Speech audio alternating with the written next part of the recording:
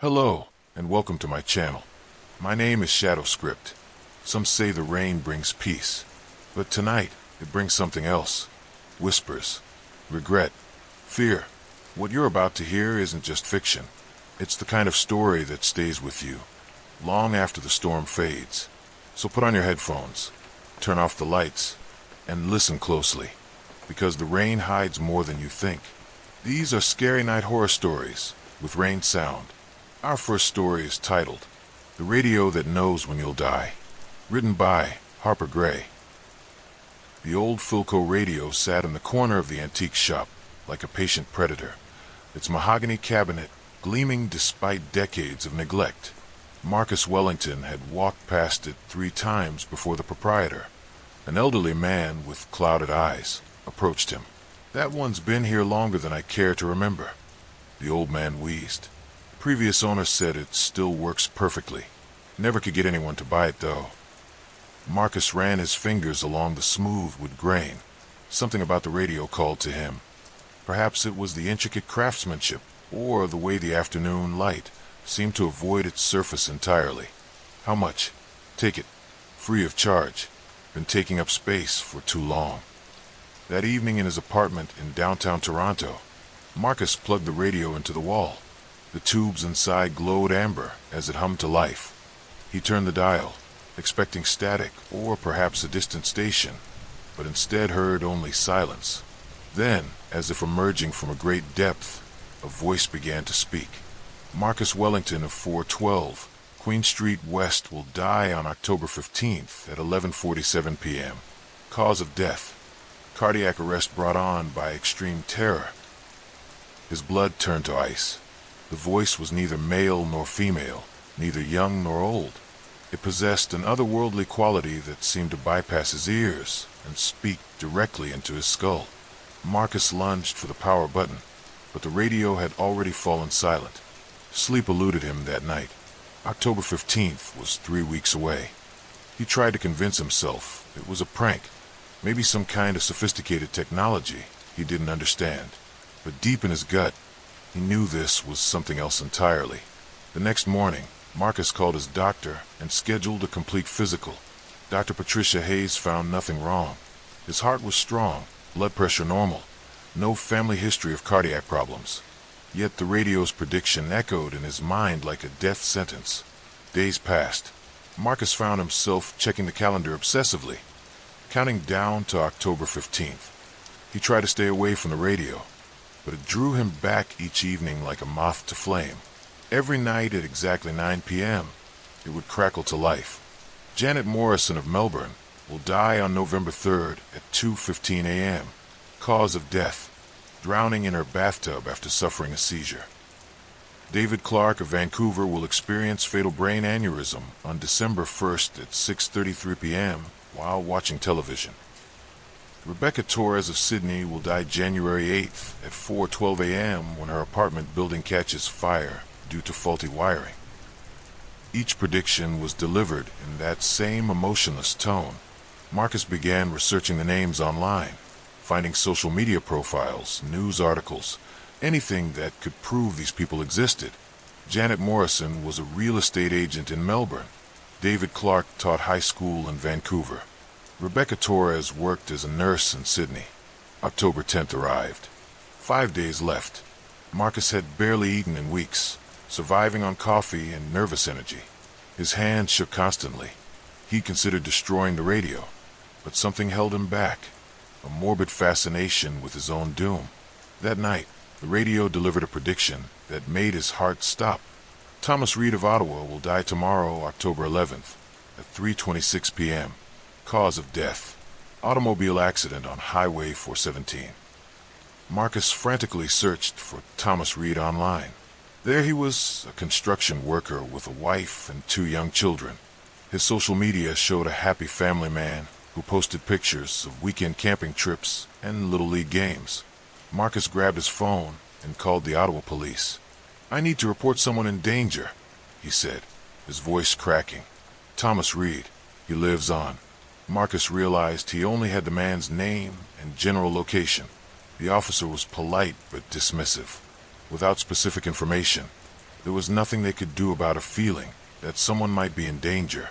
The next day, Marcus obsessively refreshed news websites. At 4:17 p.m., the headline appeared: Ottawa man killed in Highway 417 collision. The article identified the victim as Thomas Reed, age 34, who died instantly when his pickup truck was struck by a semi-trailer at 3:26 p.m. The room spun around Marcus. His hands trembled so violently he could barely hold his phone. The radio's prediction had come true down to the exact minute. October 12th, October 13th, October 14th. Each day crawled by like a lifetime.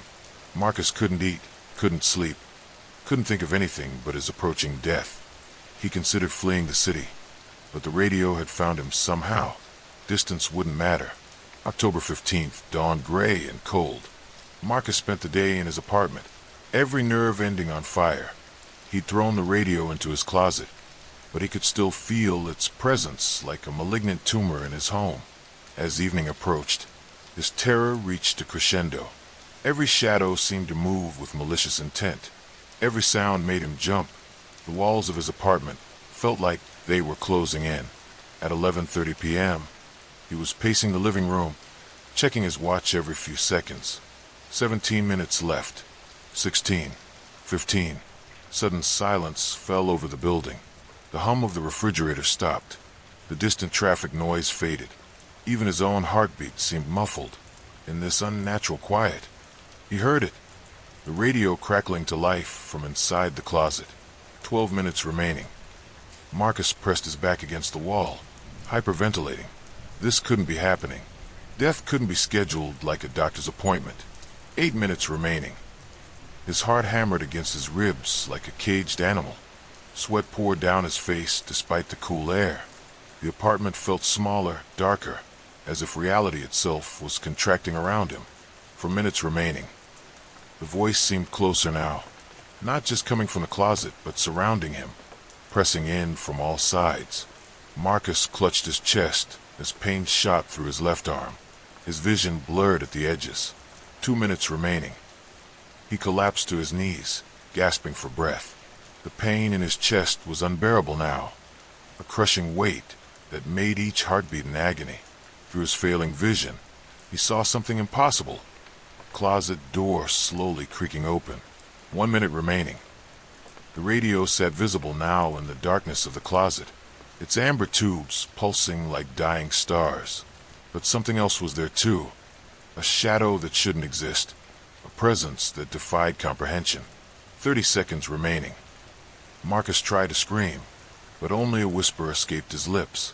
The shadow began to take shape, tall and impossibly thin, with eyes that weren't eyes but holes in reality itself.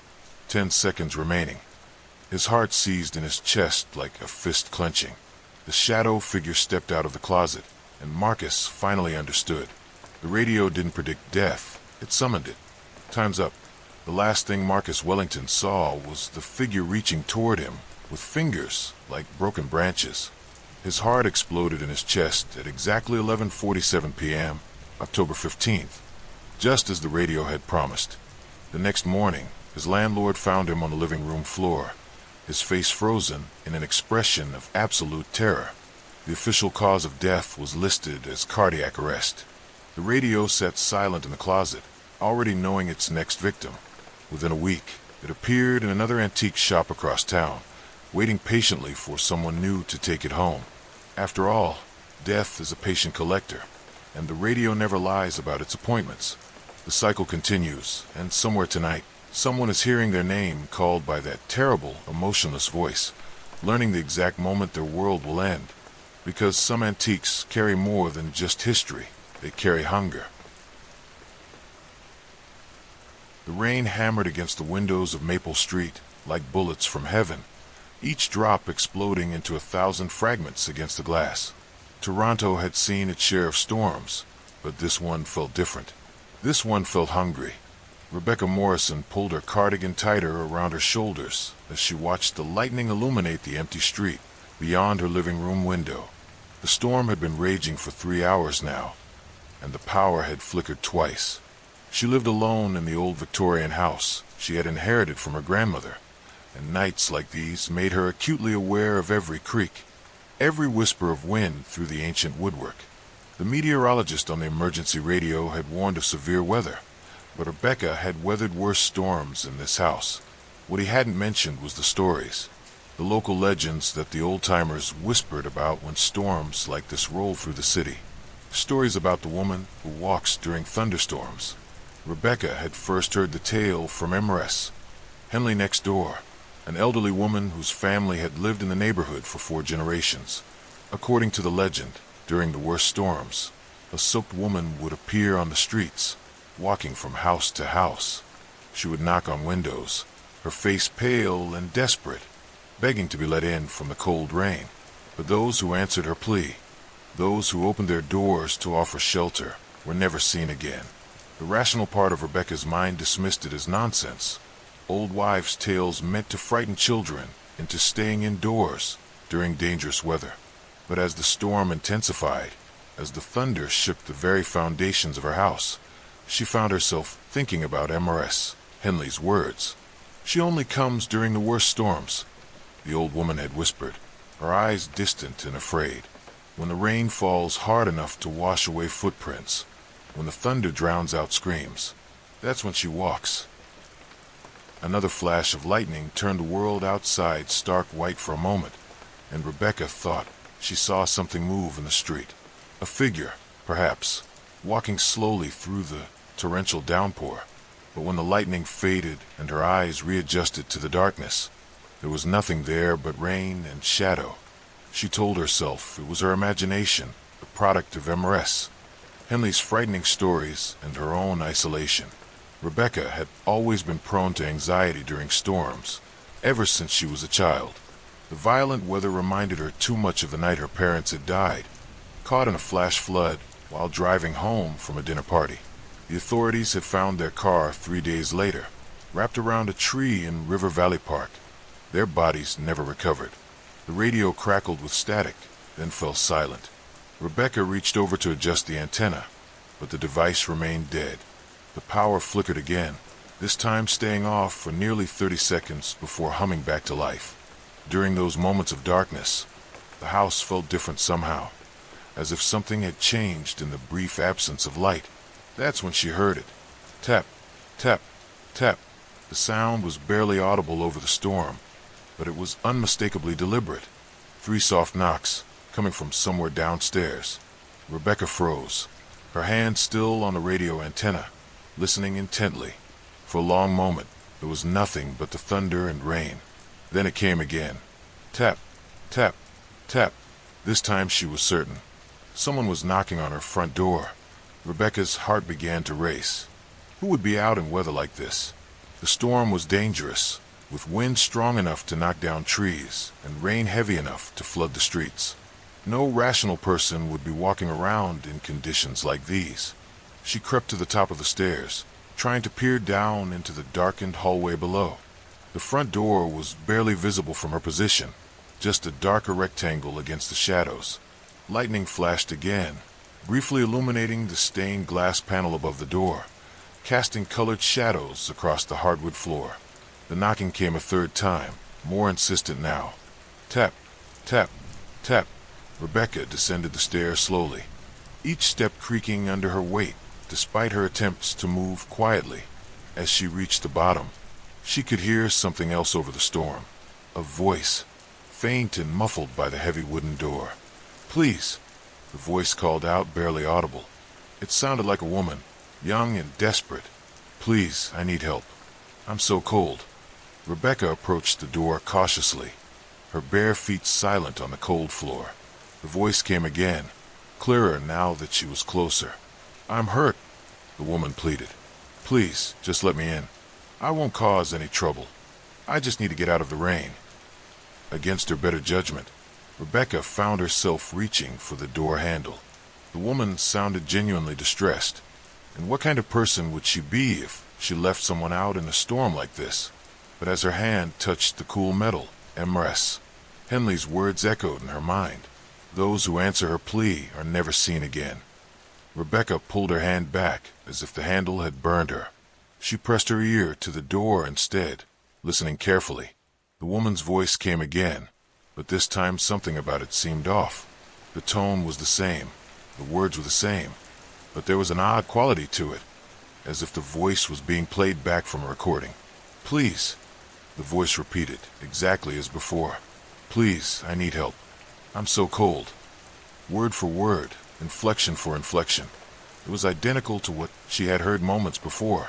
Rebecca stepped away from the door, her skin crawling with sudden fear. No human voice was that consistent, that precisely repeated.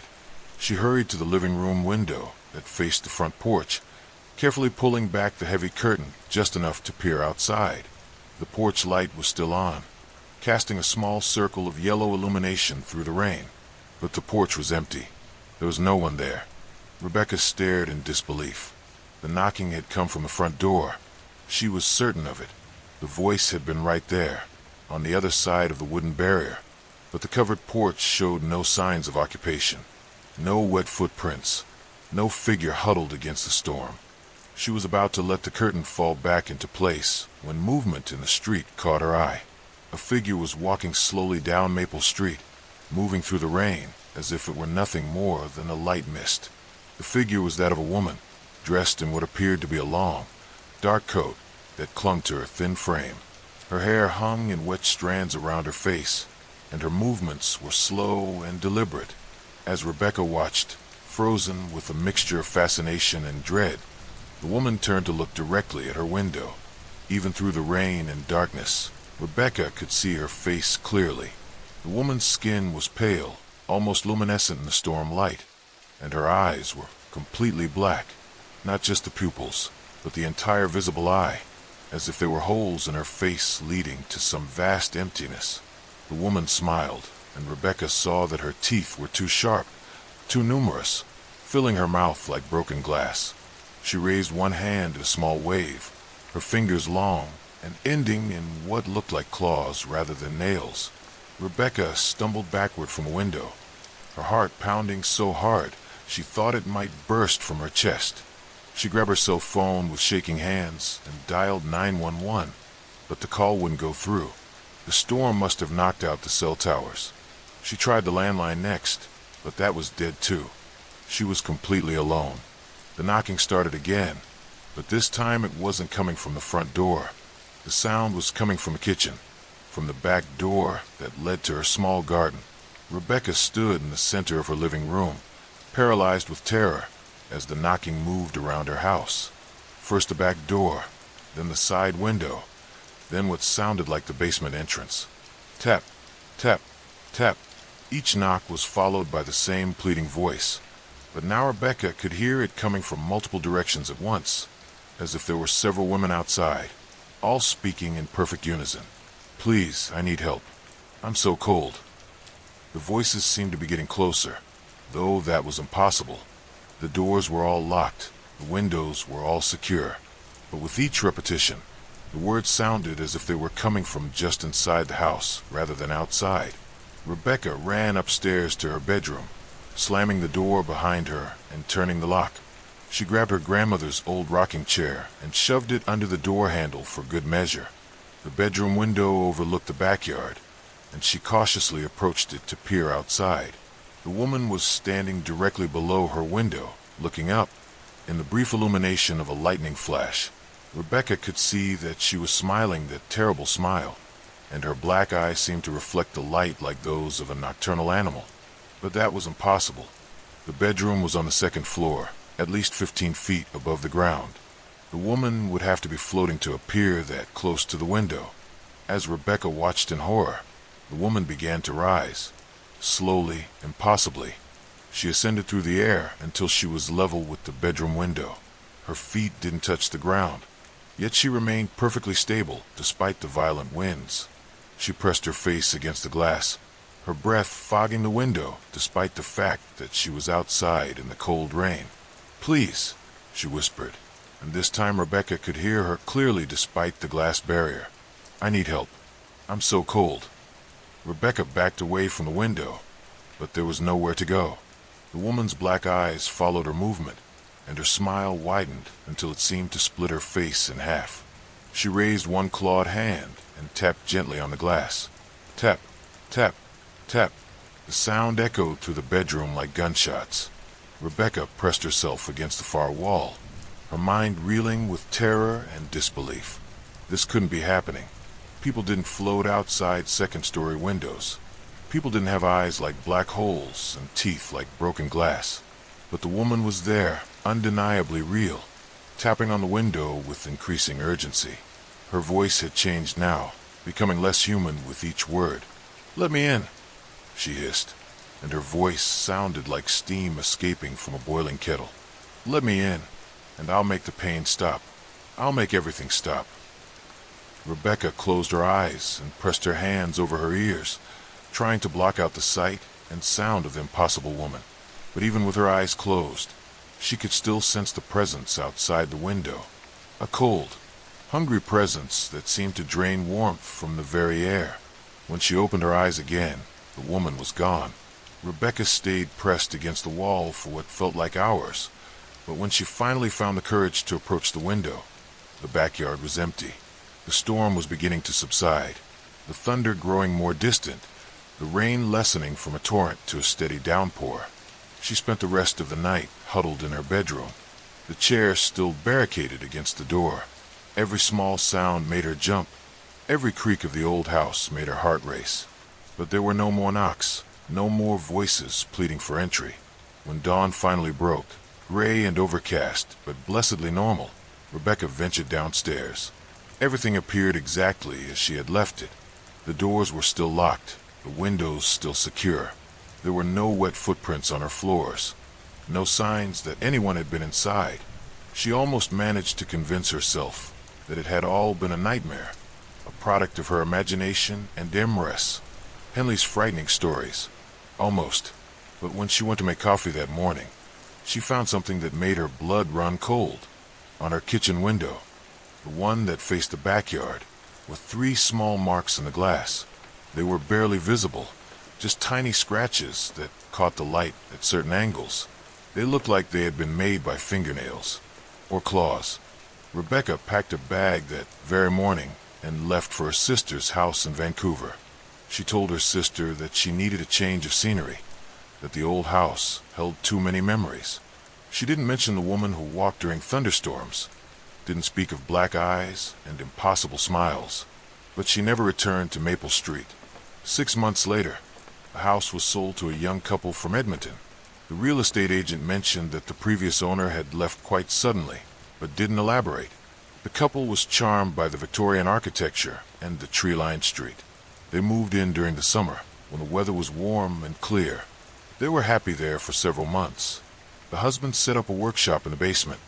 The wife planted a garden in the backyard. They made friends with the neighbors, including Emrys, Henley next door, who seemed pleased to have young people in the old house again. Everything was perfect until the first major storm of autumn. The couple was found 3 days later by the postal worker, who had noticed that their mail was piling up. The front door was wide open, swinging in the wind. Inside, the house was undisturbed except for 2 things. All the windows had been opened, and there were wet footprints leading from each window to the center of the living room, where they formed a strange pattern on the hardwood floor. The couple was never found. The police investigated, of course, but there were no signs of struggle, no evidence of foul play. They had simply vanished, leaving behind all their possessions and no indication of where they might have gone. Emrys, Henley wasn't surprised. She had lived long enough to see this pattern before. The house on Maple Street had a history, though most people preferred not to talk about it. Every few years, someone would move in, drawn by the beautiful architecture and reasonable price. And every few years, during the worst storms, they would disappear. The house sits empty now, a for sale sign slowly weathering in the front yard. Real estate agents have given up showing it, though they can't quite explain why. Potential buyers often express interest until they visit during a storm. Then, for reasons they can't articulate, they change their minds. But Emrys, Henley still watches from her window during thunderstorms. She still sees the woman walking slowly down Maple Street, moving from house to house, knocking on windows with her terrible clawed fingers. Most people have learned not to answer. Most people have heard the stories, But every so often, someone new moves to the neighborhood. Someone who doesn't know the local legends, who dismisses them as nonsense. And when the storms come, when the rain falls hard enough to wash away footprints and the thunder drowns out screams, they hear the knocking. And sometimes, despite all the warnings, despite all their rational thoughts, they answer. The woman who walks during thunderstorms is always looking for new company, always searching for someone willing to open their door, to invite her in from the cold rain. And once you let her in, once you see her true face in the warm light of your home, you understand the truth. She isn't looking for shelter from the storm. She is the storm, and she's been waiting for you to join her in the rain forever. The sirens wailed across Denver, Colorado, like banshees announcing the end of the world. Marcus Wright pressed his foot harder against the accelerator, his knuckles white as he gripped the steering wheel. The radio crackled with emergency broadcasts, the meteorologist's voice barely audible through the static. Unprecedented F5 tornado. Seek immediate shelter. This is not a drill. Through his rearview mirror, Marcus could see the massive wall cloud rolling across the plains, a churning black mass that seemed to devour everything in its path. He had been driving back from a business trip when the storm hit, and now he was caught in the open with nowhere to go. The wind began to rock his car violently. Debris flew past his windshield, pieces of roof, tree branches, what looked like someone's mailbox. He needed shelter, and he needed it now. That's when he saw it, just off the highway, partially hidden by a cluster of dead cottonwood trees, stood what appeared to be a concrete structure. It looked old, weathered, with a heavy metal door that had rusted around the edges. Without hesitation, Marcus yanked the steering wheel and drove straight toward it. He abandoned his car and ran through the howling wind, his clothes whipping around him like flags in a hurricane. The metal door was heavy, but desperation gave him strength. It groaned open on corroded hinges, revealing a set of concrete steps descending into darkness. Marcus stumbled down the steps just as the tornado's roar became deafening overhead. He slammed the door shut behind him, and suddenly, everything was silent. He fumbled for his phone's flashlight, the pale glow revealing a small underground chamber. The walls were concrete, stained with decades of moisture and decay. The air was thick and stale, carrying a smell that made his stomach turn, something sweet and rotten, like flowers left too long in water. As his eyes adjusted, he realized this wasn't just any shelter. It was a fallout shelter, probably built during the Cold War. Metal shelving lined the walls, filled with dusty cans and supplies that looked untouched for decades. In the corner sat a small cot with a moldy blanket, and beside it, an old wooden table. And on that table lay a journal.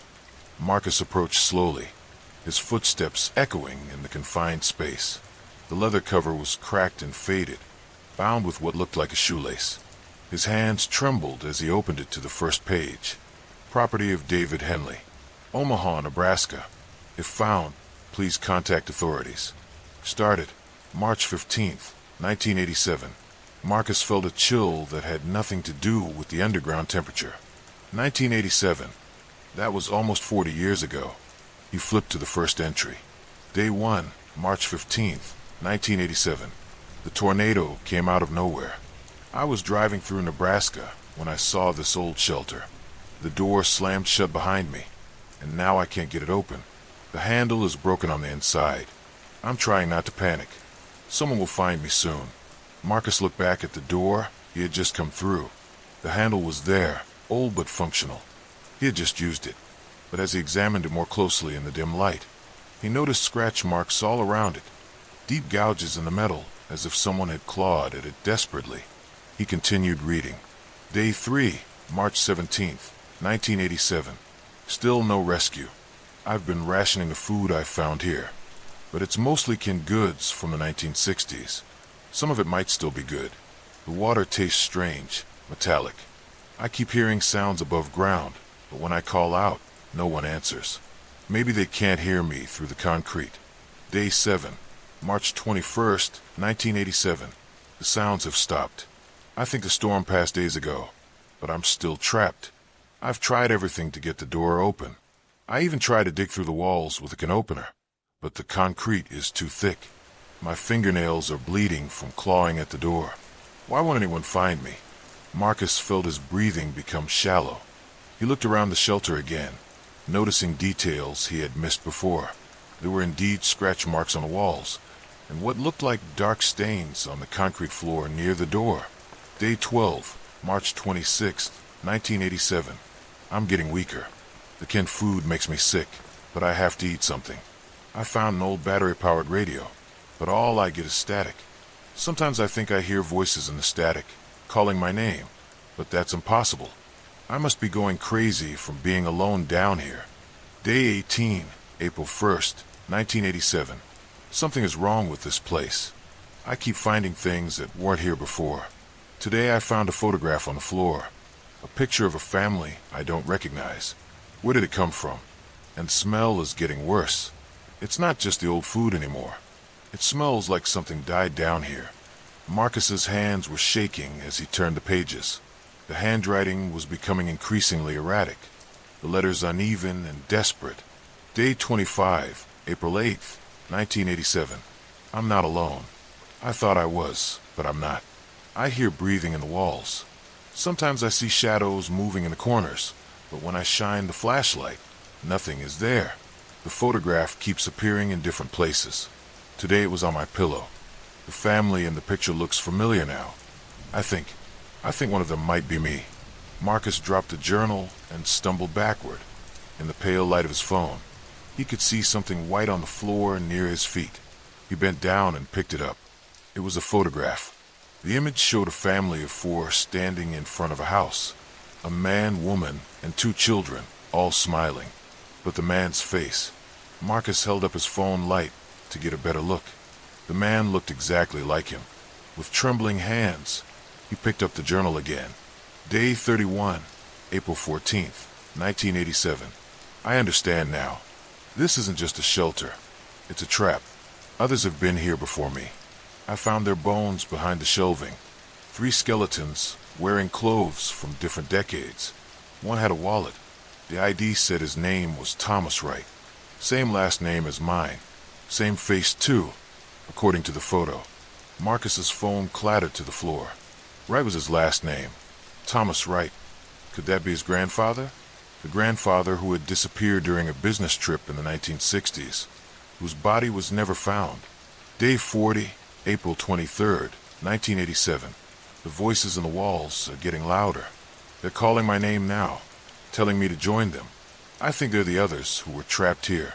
Thomas keeps appearing to me. Tells me that our family is cursed to find this place.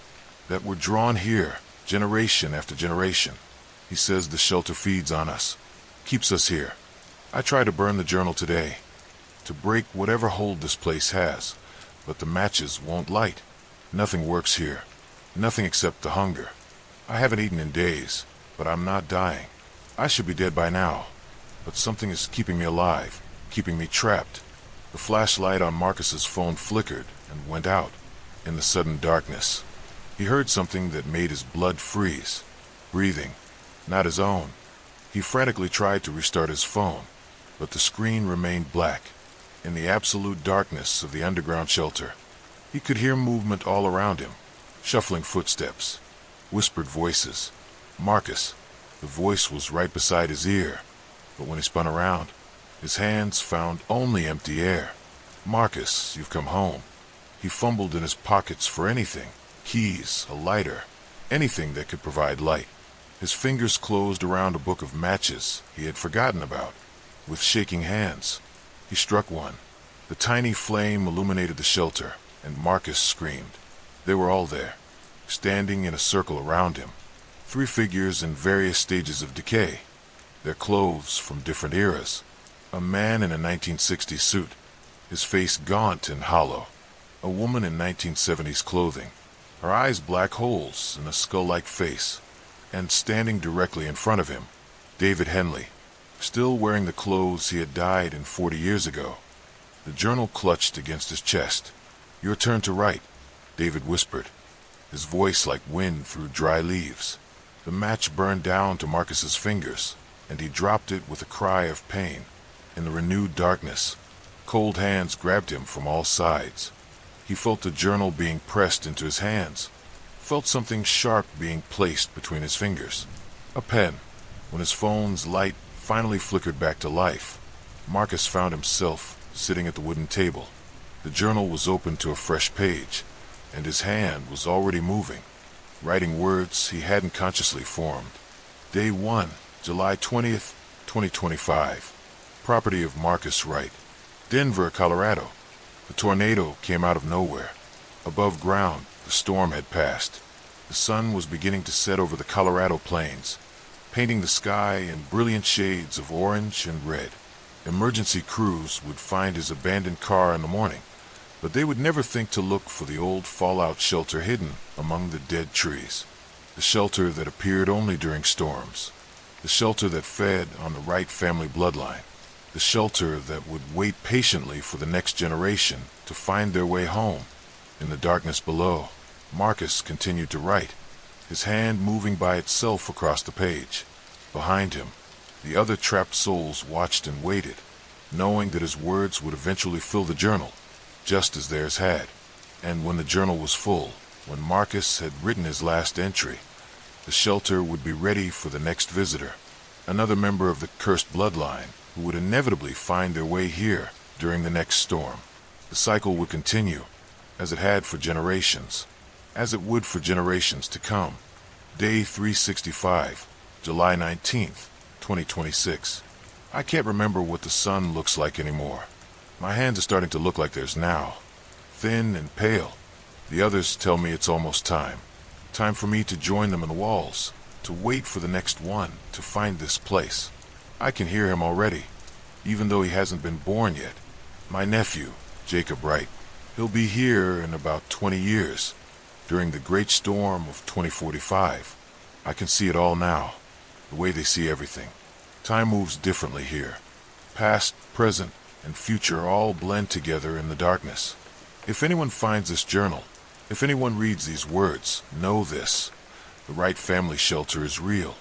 We built it ourselves generations ago, thinking we were creating a safe haven. Instead, we created a prison. A hungry prison that calls to our blood. Don't look for us. Don't try to save us. Just pray that your last name isn't Wright. The journal entry ended there, the final page filled. In the darkness of the shelter, for voices now whispered from the walls, waiting for the next storm to bring them company. And somewhere in Denver, a young couple named Jacob and Sarah Wright welcomed their newborn son into the world, unaware of the inheritance that waited for him in an underground tomb. The storm was coming. It was always coming. The rain had been falling for 3 days straight when Derek Thompson first heard his own voice screaming from somewhere deep in the Blue Ridge Mountains. He froze on a muddy trail, his hiking boots squelching in saturated earth, listening to the impossible sound echoing through the pine trees. "Help me. Somebody help me." The voice was unmistakably his own, tinged with terror and desperation, coming from at least a mile deeper into the forest. Derek's hiking partner, Michael Carter from Vancouver, stopped beside him, rain dripping from the brim of his waterproof hat. "Did you hear that?" "You heard it too," Derek whispered, his breath forming small clouds in the cold mountain air. The scream came again, fainter this time, but still carrying that horrifying familiarity. It was Derek's voice, pleading for rescue from somewhere in the impenetrable darkness between the trees. They had been hiking the Appalachian Trail for 2 weeks, making their way through Virginia's most remote sections. The constant rain had turned what should have been a challenging but manageable trek into a nightmare of mud, swollen streams, and limited visibility. Most other hikers had abandoned their trips days ago, but Derek and Michael were experienced outdoorsmen from Calgary who prided themselves on pushing through difficult conditions. Now, standing in the drumming rain, they questioned that decision. "Maybe it's an echo," Michael suggested, though his voice lacked conviction. "Sound travels weird in these mountains." Derek shook his head. "I haven't said anything in the last hour." And that voice, it was screaming for help. They stood in silence, straining to hear anything beyond the steady percussion of rain on leaves. The The forest around them seemed to pulse with an unnatural energy, as if the very trees were listening, waiting. That night, they made camp in a small clearing, their tent barely large enough for 2 people. The rain continued its relentless assault, turning the ground beneath them into a soggy mess that soaked through their sleeping bags despite the waterproof floor. Derek lay awake, staring at the tent ceiling as water found impossible ways to seep through their gear. Every sound outside made him tense. The crack of a branch, the rustle of wet leaves, the distant call of night birds. But it was the silence between sounds that truly unnerved him. Around 2 a.m., he heard it again. "Michael, Michael, where are you?" The voice was his own, but filled with panic and confusion. It seemed to come from multiple directions at once, as if the forest itself was calling out with his voice. Michael jerked awake beside him. What the hell was that? "My voice," Derek whispered. "It's calling for you." They unzipped their tent flap and peered into the rain-soaked darkness. The beam from Derek's flashlight barely penetrated 10 feet into the wall of precipitation and shadow that surrounded their small camp. "Michael, I can't find you. Help me." The voice came again, closer now, filled with a desperation that made Derek's skin crawl. "That's impossible," Michael muttered. "You're right here." But as the words left his mouth, they heard another voice join the chorus, Michael's own voice, calling from somewhere in the depths of the forest. "Derek, don't leave me. I'm lost."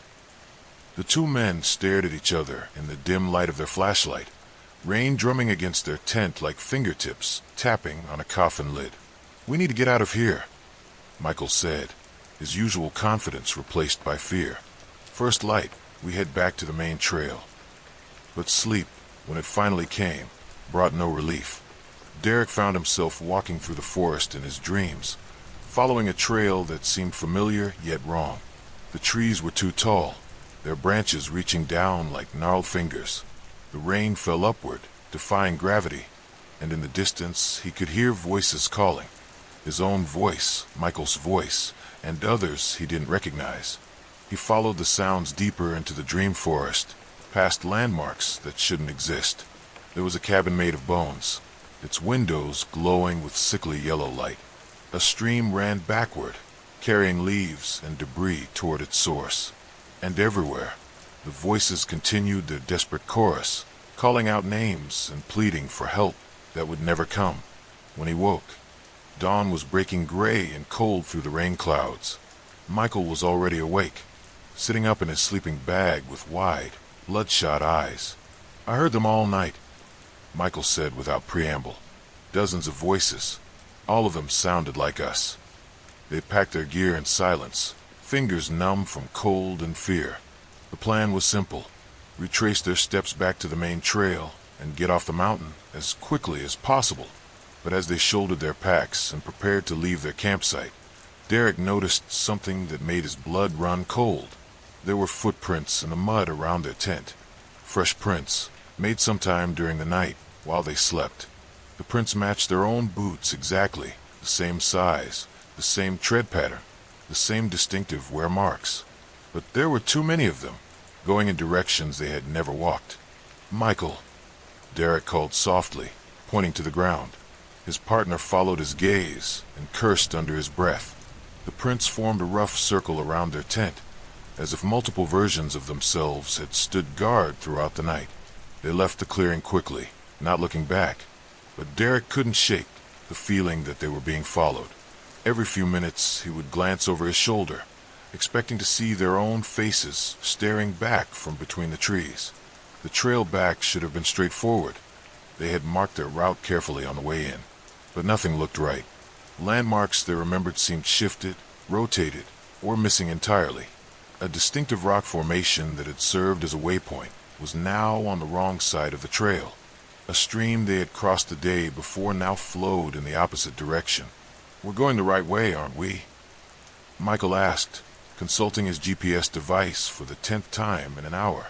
Derek checked his own navigation equipment, but the readings made no sense.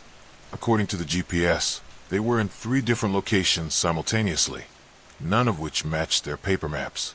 As they walked, the The voices grew stronger. Sometimes they seemed to come from just ahead, around the next bend in the trail. Other times they echoed from behind, as if following their footsteps.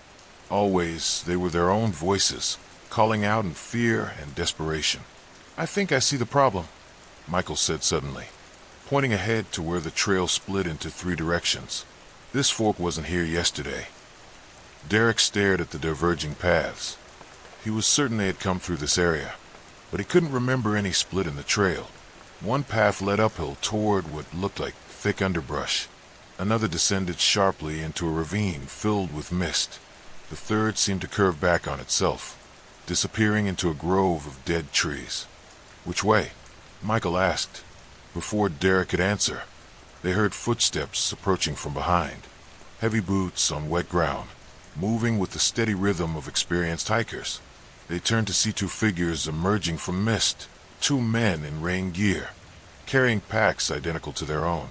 As the figures drew closer, Derek felt reality tilt and shift around him.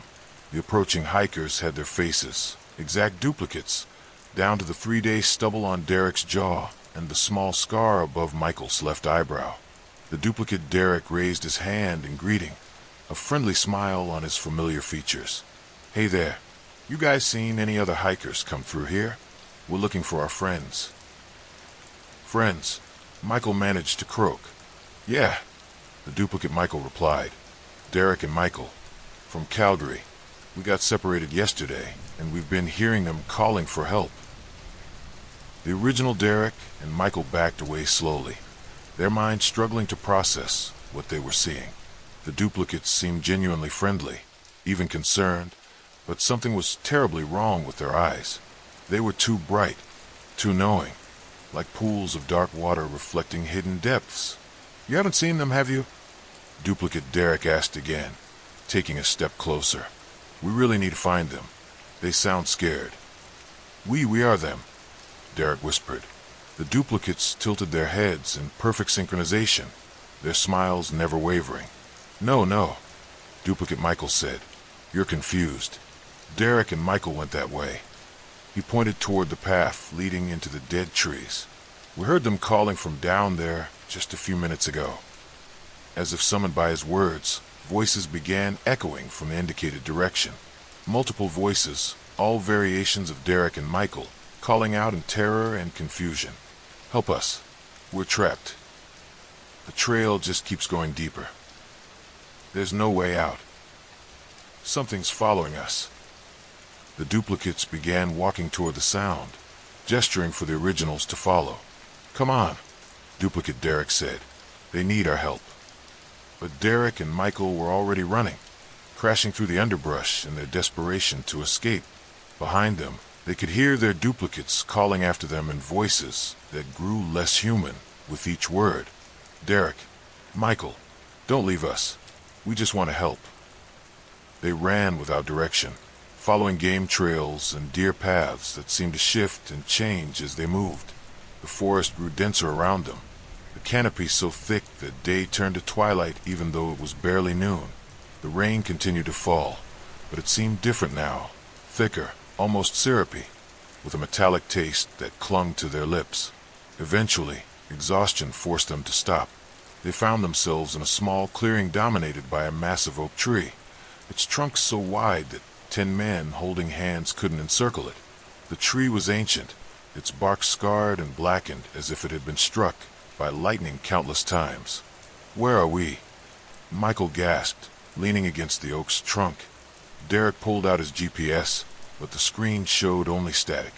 His compass spun wildly, unable to find magnetic north. "I don't know." As they caught their breath, they became aware of sounds coming from within the tree itself. Muffled voices, barely audible through the thick bark. The voices were calling for help, using their names, speaking in their voices. Michael pressed his ear against the trunk. "There's something inside," he whispered. "People inside the tree."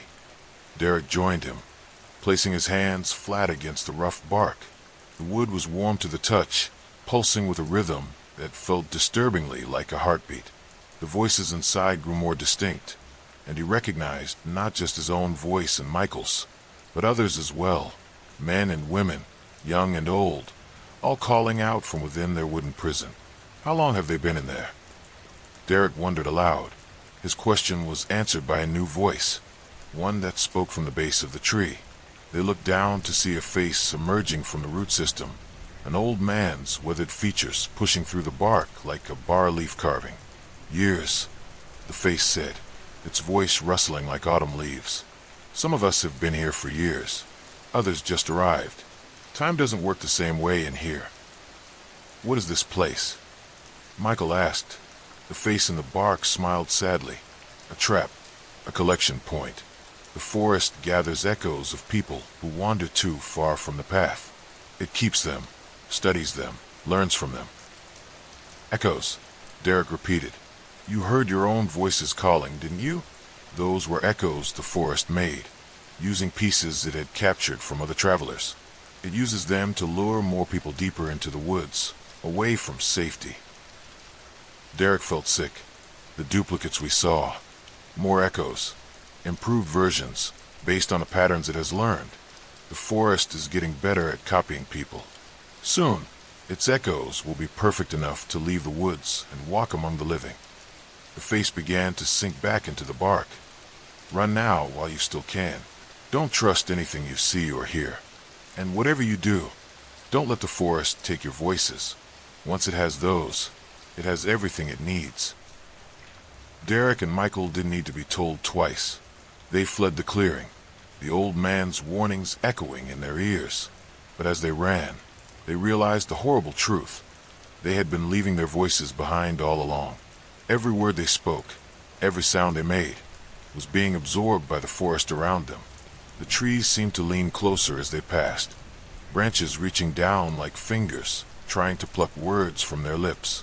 The rain fell harder, washing away their footprints and any hope of retracing their steps. Hours passed in a blur of desperate flight. They spoke only when absolutely necessary, communicating mostly through gestures and nods. But even their silence wasn't safe. The forest seemed to be learning from their breathing, their heartbeats, the rhythm of their footsteps on wet ground. As darkness fell, they found themselves back at the three-way fork in the trail.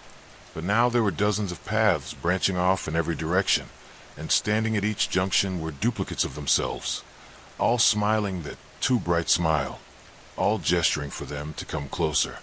This way, Derek. This way, Michael. We found a way out. Don't trust them, duplicate Derek called to them. Those aren't the real paths. Follow us. He's lying.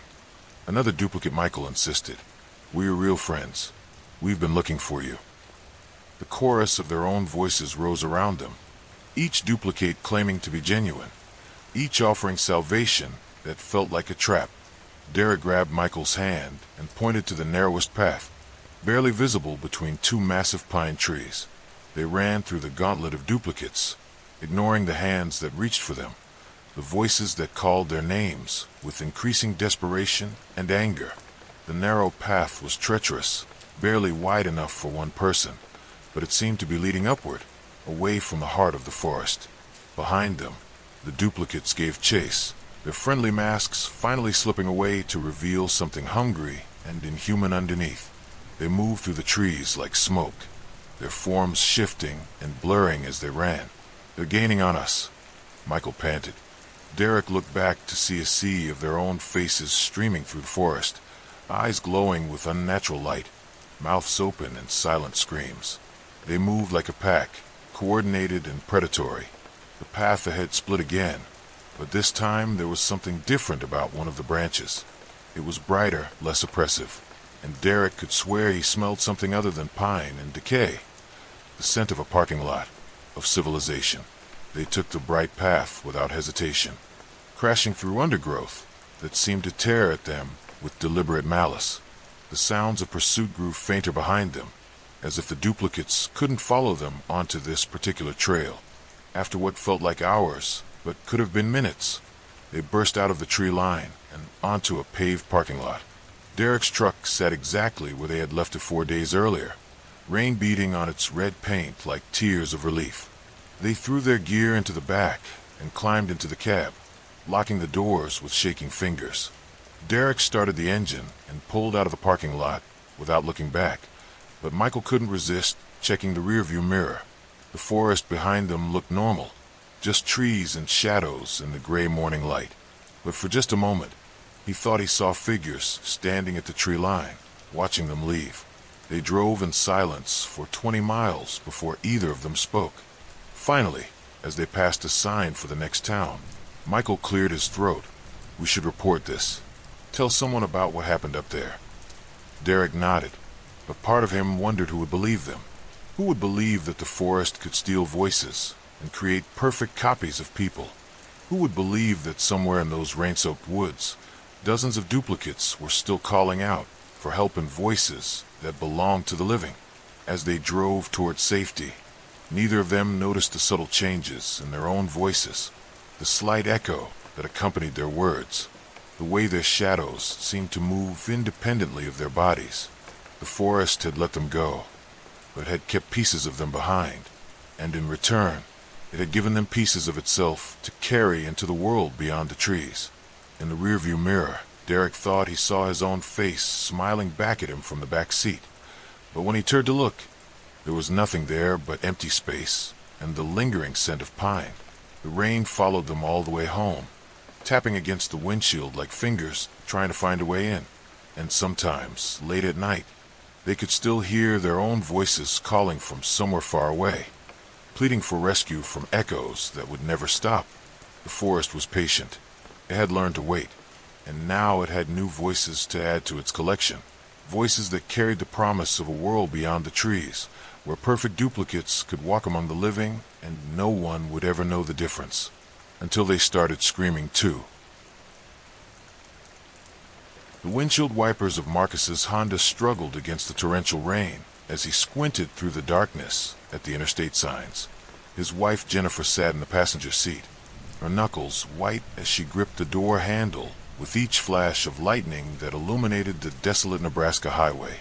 "We should have stopped in Omaha," Jennifer muttered, her voice barely audible over the thunderstorm. "This storm is getting worse." Marcus nodded, his eyes burning from hours of driving. They had been on the road for 12 hours straight, making their way from Denver to Chicago for his sister's wedding. What should have been a straightforward drive had turned into a nightmare when the storm system moved in faster than the weather reports had predicted. Another flash of lightning revealed a green highway sign ahead. "Exit 77 Millbrook, 2 miles.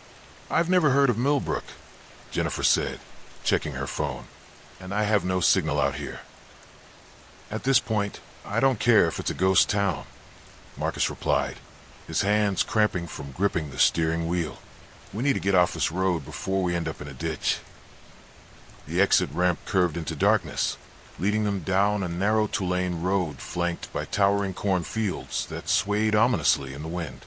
The headlights cut through sheets of rain as they drove deeper into what seemed like the middle of nowhere. "There," Jennifer pointed ahead. "I see lights." Through the storm, a neon sign flickered against the black sky. "Sunset Motel vacancy." The pink and blue neon cast an eerie glow across the wet pavement, and beneath it, smaller letters spelled out, "Established 1962." Marcus pulled into the parking lot, noting that theirs was the only car. The motel was a classic L-shaped building with maybe 20 rooms. Each door painted a faded turquoise that had seen better decades. A small office sat at the corner, its windows glowing yellow against the storm. "It looks like something from the 1960s, Jennifer observed as they hurried through the rain toward the office door. A brass bell chimed as they entered, and they were greeted by the smell of old cigarettes and pine air freshener. Behind the counter stood an elderly man with silver hair slicked back and wearing a burgundy vest over a white shirt. His smile seemed too wide, too eager. "Welcome to the Sunset Motel," he said, his voice carrying a slight accent that Marcus couldn't place. "I'm Harold, the night manager. Terrible storm out there, isn't it?" "Yes, we need a room for the night," Marcus said, pulling out his wallet. "Just passing through." Harold's fingers drummed against the counter as he reached for a registration card. Of course. Room 19 is available. It's our nicest room, at the end of the building. Very quiet." As Marcus filled out the card, He noticed the other registration card in the box were yellowed with age. The one on top was dated 1987. You don't get many guests, do you? Jennifer asked, try to make conversation. Harold's smile never wavered. Oh, we get visitors from time to time. People who need shelter from storms, just like yourselves. The Sunset has been taking care of travelers for over 60 years. He handed Marcus an old-fashioned metal key with a plastic tag. Room 19. Just head down to the end. You can park right in front of your door. Back outside, Marcus noticed that the storm seemed to have intensified. The wind howled through the motel's covered walkway, making the hanging light fixtures sway and cast dancing shadows on the walls. Room 19 was at the far end of the L-shaped building, isolated from the other rooms. Marcus fumbled with the key as Jennifer shivered beside him, her clothes soaked from their brief sprint from the car. The door opened with a heavy creak, revealing a room that looked like it had been frozen in time. The carpet was orange shag.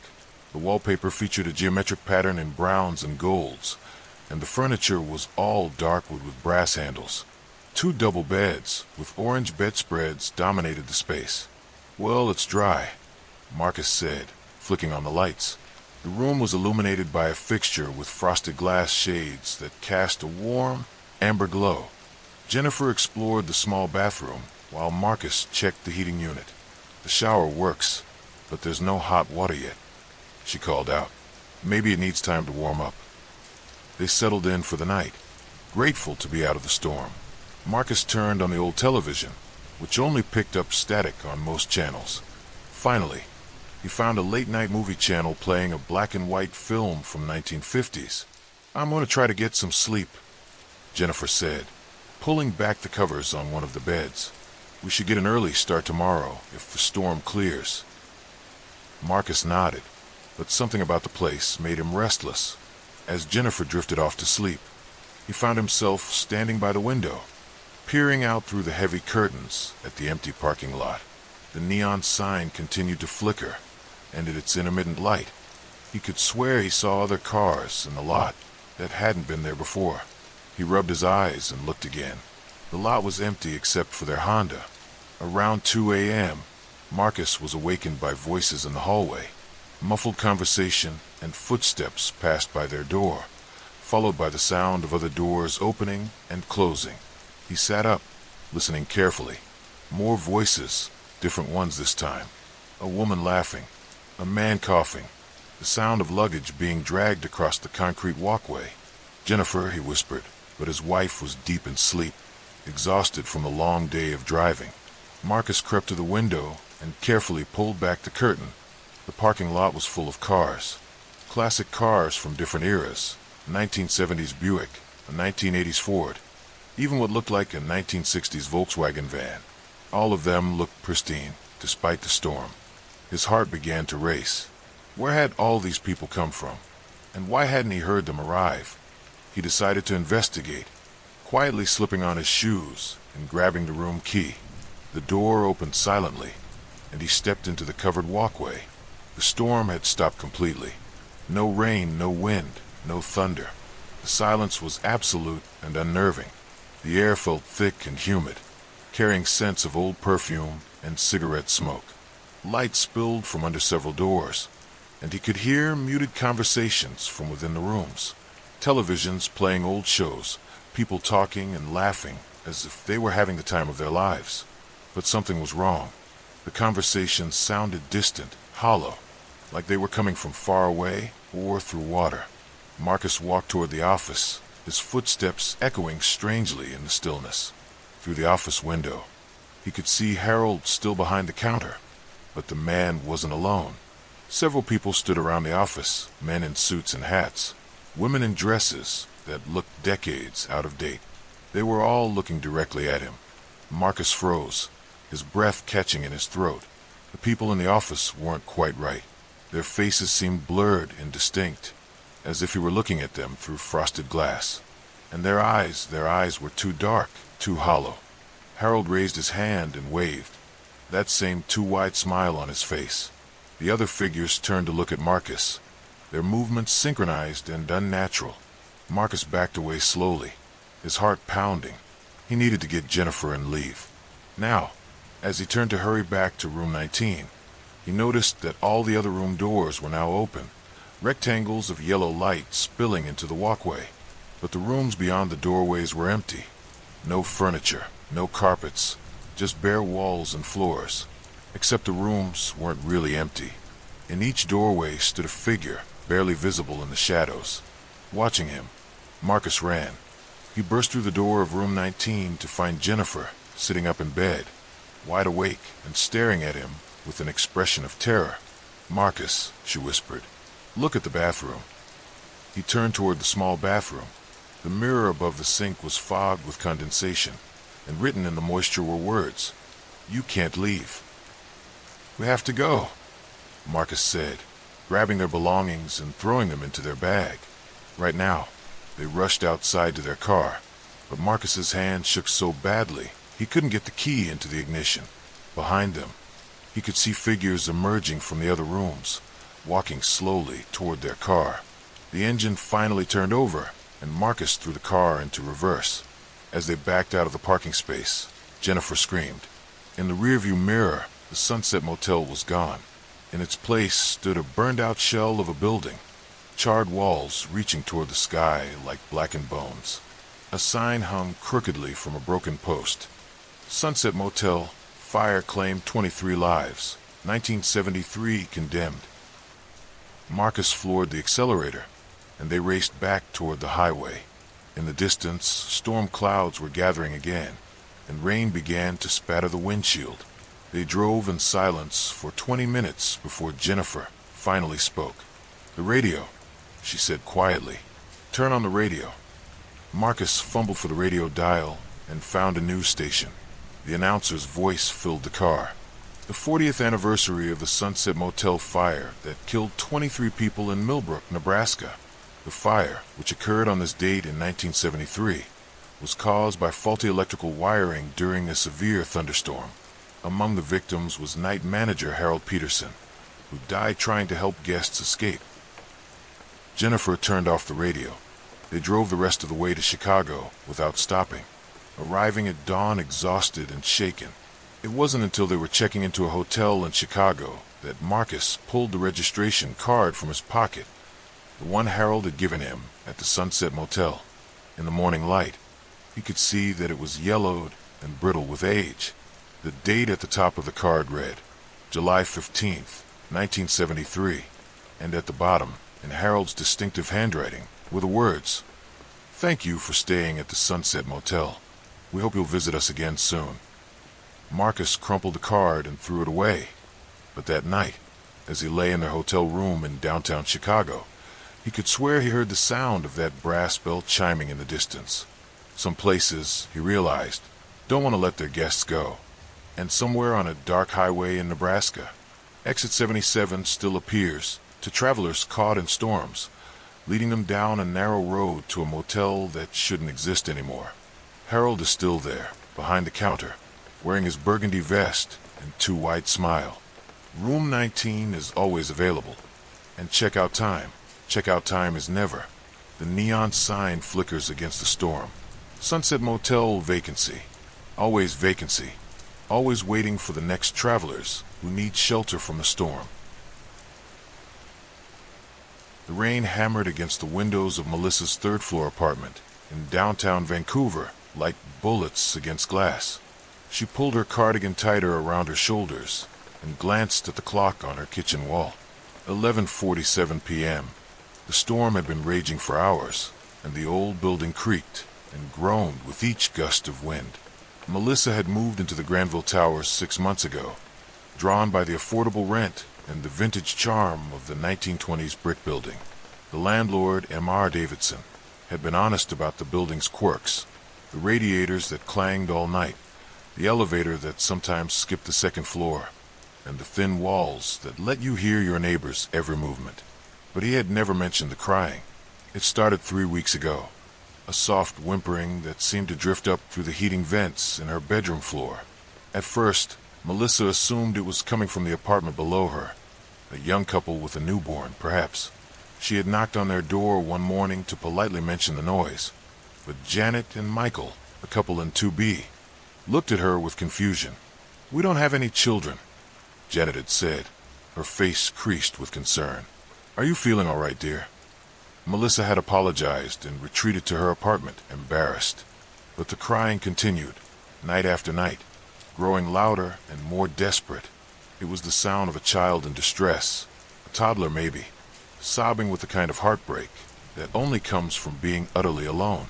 Tonight, as the storm raged outside, the crying was worse than ever. Melissa pressed her ear to the bedroom floor, trying to determine exactly where the sound was coming from. The wooden floorboards were cold against her cheek, and she could feel the vibrations of the old building settling. But beneath it all, unmistakably, was the sound of a child weeping. She grabbed a flashlight from her kitchen drawer and made her way down to the lobby. The building directory showed only 3 floors, ground level with the lobby and mailboxes, second floor with 4 apartments, and third floor with 4 more. No basement was listed, no storage area, no sublevel of any kind. M.R. Davidson lived in apartment 1A, just off the lobby. Melissa hesitated outside his door, knowing how crazy she would sound. But the crying was real. She was certain of it. Her knock echoed through the empty lobby. After several minutes, she heard shuffling footsteps and the click of multiple locks being undone. M.R. Davidson appeared in the doorway, his gray hair disheveled and his eyes heavy with sleep. "Melissa, what are you doing down here so late?" "I'm sorry to bother you, M.R. Davidson, but I need to ask you something important. Is there a basement in this building? Any kind of sublevel or storage area?"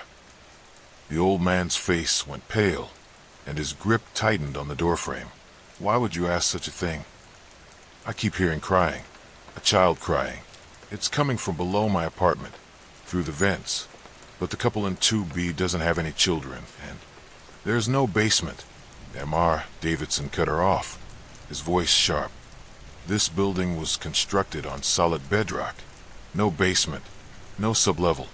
You must be hearing the pipes. Old buildings make all kinds of noises." But Melissa could see something in his eyes, a flicker of fear, maybe even guilt. He was lying. "Please," she pressed, "if there's a child down there who needs help, go back to your apartment, Melissa. Get some sleep. If the noise continues, I'll have a maintenance man look at the heating system tomorrow." He closed the door before she could protest, and she heard the locks clicking back into place. Melissa stood in the dim lobby for several minutes, listening. The building was quiet except for the storm outside. No crying, no sounds at all. But as soon as she climbed back to the 3rd floor, the weeping began again, louder and more frantic than before. She spent the next hour researching the building online. Granville Towers had been built in 1923 by a wealthy businessman named Henry Blackwood. For 30 years, it had been luxury apartments for Vancouver's elite. But in 1953, something had happened. The newspaper archives were sparse, but Melissa found a brief mention in the Vancouver Sun dated October 15th, 1953. Police continue investigation into disappearance of 5-year-old Tommy Blackwood, son of building owner Henry Blackwood. The child vanished from the family's penthouse apartment 3 days ago. No signs of forced entry or struggle were found. Henry Blackwood has offered a substantial reward for information leading to his son's safe return. There were no follow-up articles, no resolution. Tommy Blackwood had simply vanished, and apparently, the story had been buried along with him. Melissa's blood ran cold as she read the child's name. Tommy, the crying she heard. Could it somehow be connected to this missing boy from 70 years ago? She tried to dismiss the thought as ridiculous, but the timing was too coincidental. The building's dark history, the landlord's obvious discomfort with her questions about a basement, and now this tragic story of a lost child. She closed her laptop and returned to her bedroom. The crying had stopped again, but she knew it would resume. It always did, usually around 2 a.m., when the building was at its quietest. Melissa lay in bed, staring at the ceiling and waiting. The storm was beginning to weaken, but the wind still howled through the gaps in her windows. At 1:58 a.m., the crying began. This time, she was ready. Melissa had moved her furniture away from the heating vent in the corner of her bedroom. She knelt beside it and began unscrewing the metal grate with a kitchen knife. The screws were old and rusted, but they eventually gave way. The vent opening was larger than she expected, about 2 feet square. She shined her flashlight into the darkness and saw a narrow shaft that dropped straight down. The crying was definitely coming from below, echoing up through the metal ductwork. Without hesitation, Melissa lowered herself into the shaft. It was a tight fit, but she managed to squeeze through. The shaft descended about 8 feet before opening into a larger space. She dropped down, landing on a concrete floor. Her flashlight beam swept across what was unmistakably a basement room. The walls were rough stone, and the ceiling was low, maybe 6 feet high. The air was damp and carried the musty smell of decades of neglect. But M.R. Davidson had insisted there was no basement. The crying was much louder now, coming from somewhere deeper in the darkness. Melissa followed the sound, her flashlight cutting through the gloom. She passed several empty rooms, their doorways dark and forbidding. Old furniture was scattered throughout: a broken rocking chair, a child's wooden toy chest, a crib with rotting mattress. The crying led her to the far end of the basement, where a heavy wooden door stood slightly ajar. Beyond it, she could see flickering light, not electric, but the warm, dancing glow of candlelight. Melissa pushed the door open and stepped inside. The room was small, maybe 10 feet square, with walls covered in children's drawings. Crayon pictures of houses and trees, and stick figures holding hands. In the center of the room sat a small boy, perhaps 4 or 5 years old, hunched over a pile of toys. He was translucent, like looking at someone through frosted glass, but she could make out his dark hair and the suspenders he wore over his white shirt. The boy looked up at her with hollow, dark eyes. "Are you my mama?"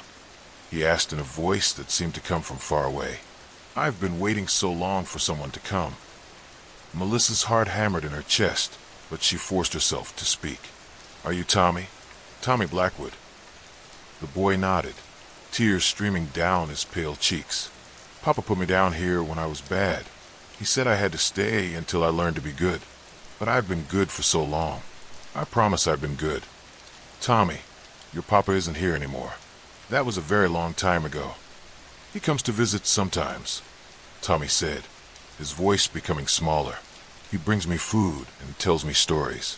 But he hasn't come in so long. I'm so hungry and I'm scared of the dark." Melissa realized with growing horror that Henry Blackwood hadn't lost his son to a kidnapper or accident. He had locked the boy in this hidden basement room as punishment and then, for reasons she couldn't fathom, had simply left him there to die. The official story about a disappearance had been a cover-up. But how was Tommy still here? How was she seeing him, talking to him? "Tommy, I want to help you, but you're not supposed to be here anymore. You need to go somewhere else, somewhere better." The boy's face crumpled with fear. "I can't leave. Papa said I have to stay here until he comes back. If I leave, he'll be so angry." "Your papa's gone, Tommy. He died a long time ago. He can't hurt you anymore." Tommy began crying harder, and Melissa could feel the temperature in the room dropping. Her breath came out in visible puffs, and frost began forming on the stone walls. "He's not gone," Tommy whispered, and his voice carried an edge of terror that made Melissa's skin crawl. "He's here. He's always here." The candles in the room suddenly went out, plunging them into complete darkness. Melissa fumbled for her flashlight, but before she could turn it on, she heard heavy footsteps echoing through the basement. "Tommy." A man's voice boomed through the darkness, cold and filled with rage. "Tommy, what have you done? I told you never to let anyone find you." Melissa clicked on her flashlight, and the beam illuminated a tall figure standing in the doorway. Henry Blackwood looked exactly as he had in the old newspaper photos, except for his eyes. They were black voids, empty of any humanity. "You shouldn't have come down here," Henry said, his gaze fixed on Melissa. "Now you'll have to stay.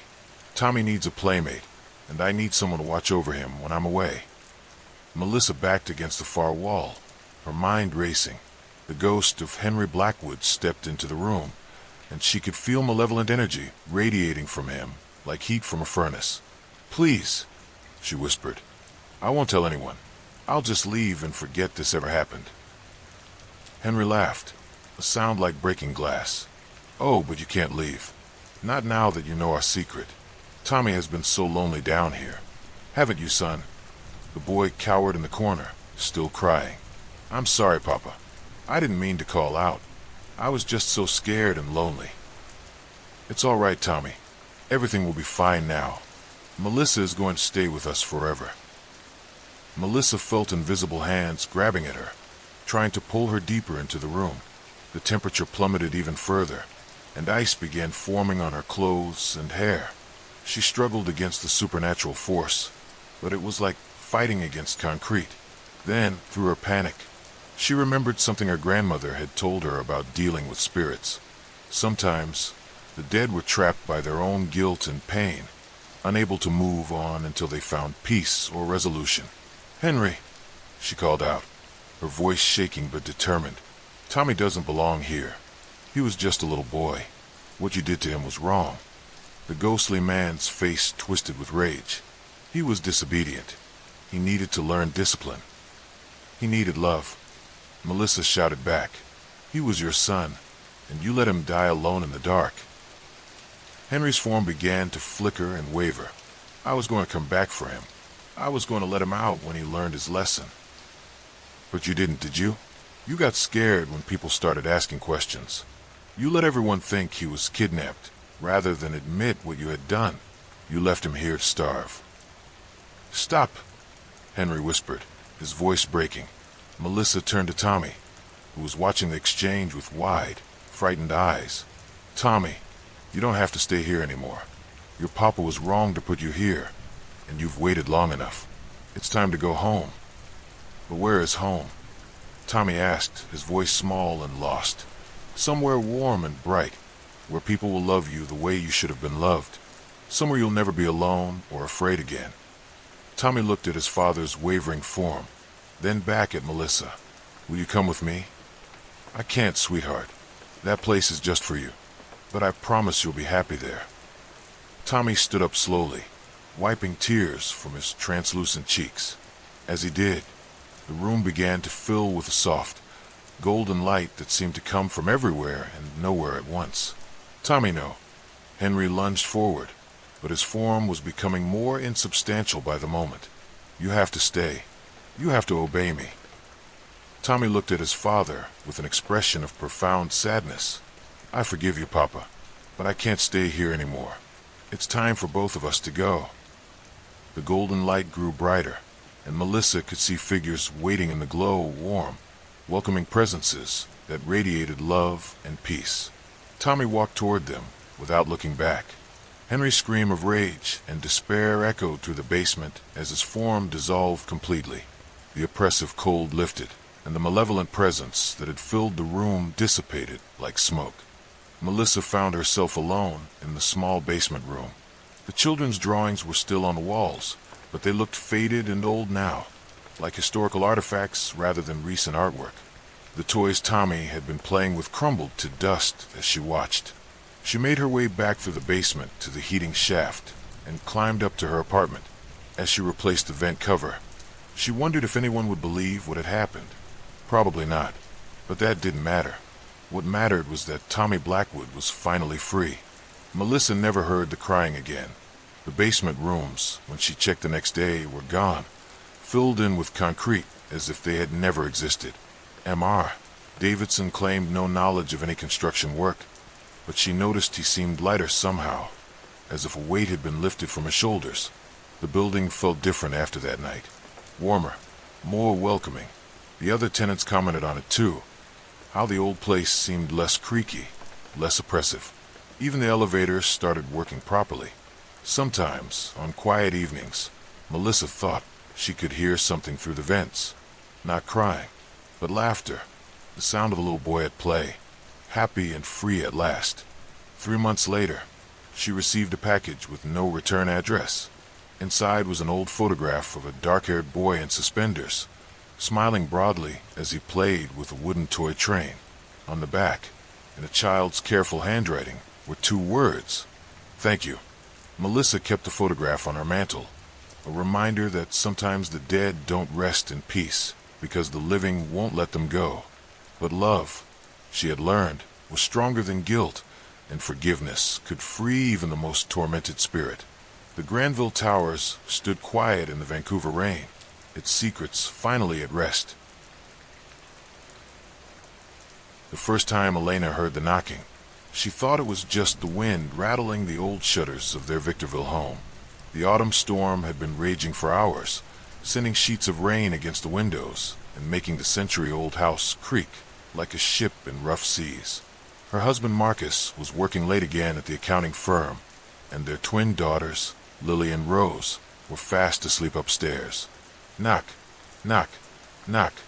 3 deliberate raps on the front door, slow and measured. Elena paused the television and listened. The sound came again, cutting through the howling wind with unnatural clarity. She approached the door cautiously, her bare feet silent on the hardwood floor. The porch light had burned out weeks ago, and Marcus kept forgetting to replace it. Through the frosted glass panels, she could see only darkness.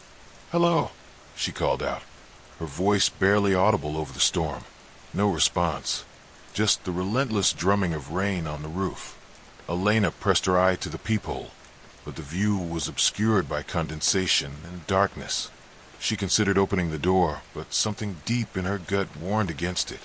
Instead, she retreated to the kitchen and called Marcus.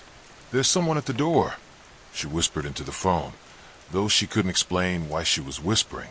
"Probably just a neighbor needing help with the storm damage," Marcus replied, his voice distant and distracted. "I'll be home in an hour. Just don't answer it if you're not comfortable." But by the time Marcus arrived home, drenched and exhausted, the knocking had stopped. Elena told him about the visitor, and he checked the porch, finding nothing but scattered leaves and a puddle where someone might have stood.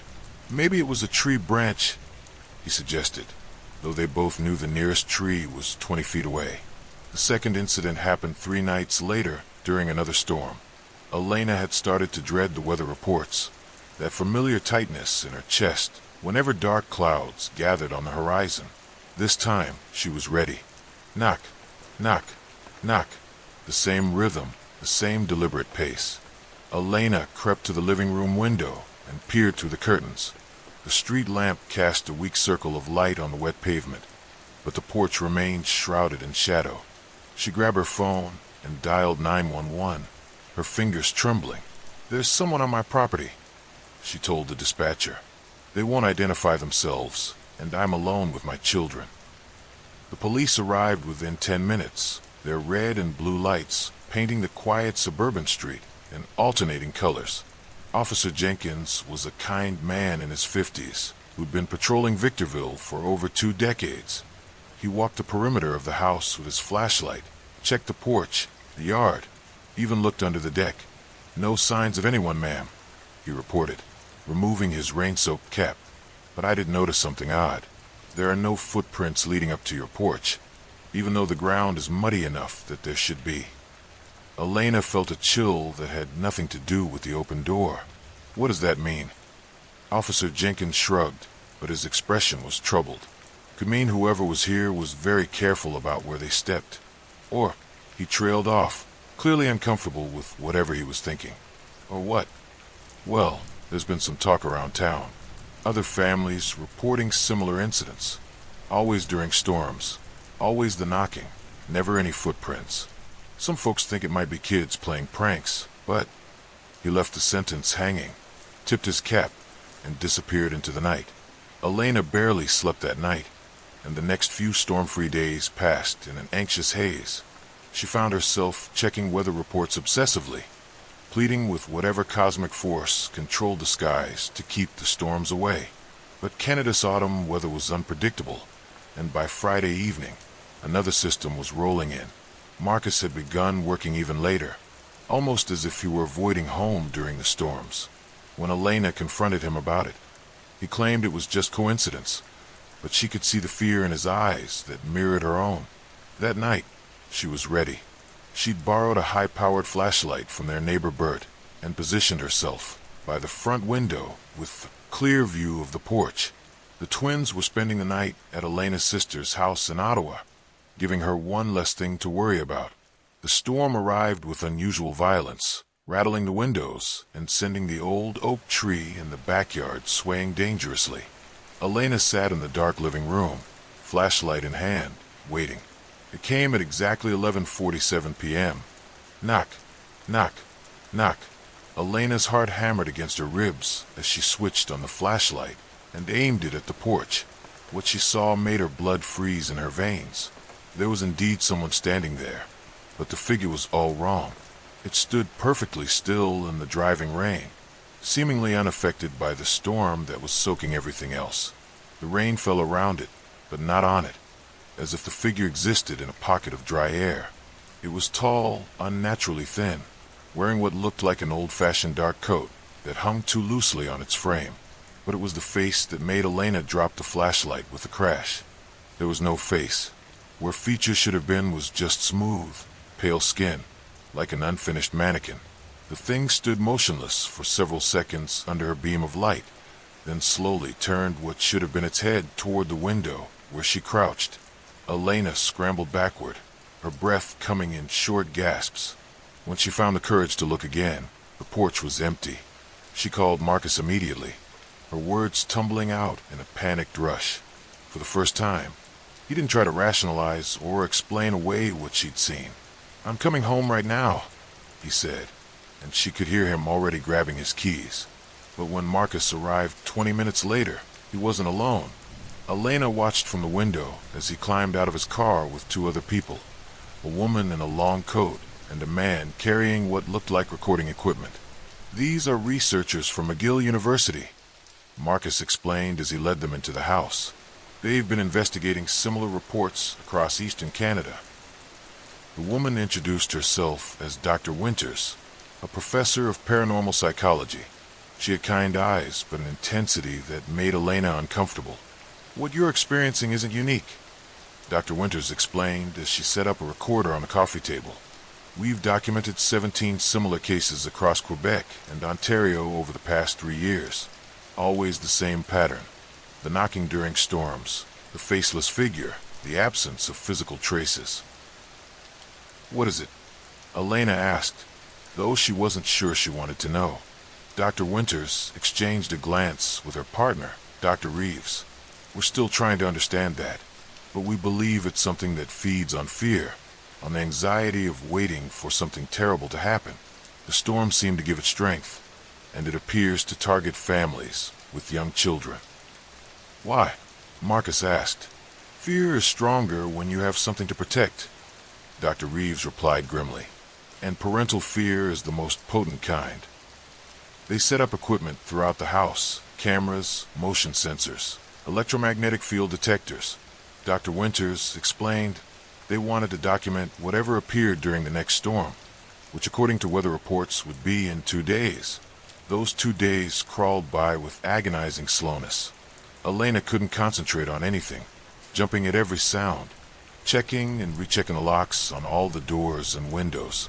The twins remained at her sister's house, and Elena found herself grateful for their absence, even as she missed them terribly. The storm arrived Tuesday night with unprecedented fury. The power went out twice, and Elena wondered if their electronic equipment would even function properly. Dr. Winters and Dr. Reeves took positions at different windows, while Marcus and Elena huddled together on the couch, watching the readouts on various monitoring devices. At 11:47 p.m. exactly, every electromagnetic detector in the house began screaming. The knocking came immediately after, but this time it was different. Instead of 3 measured raps, it was continuous, growing more insistent and urgent. The sound seemed to come from multiple points around the house. The front door, the back door, the windows, even from inside the walls themselves. Dr. Winters' voice cut through the chaos. "It's on the porch, but I can see it simultaneously at the back door. That should be impossible." Elena grabbed Marcus's hand as the knocking intensified. The sound was no longer just knocking. There was a scraping quality to it now, like fingernails dragging across wood. The temperature just dropped 15 degrees. Dr. Reeves reported from his position by the kitchen window, and the electromagnetic readings are off the charts.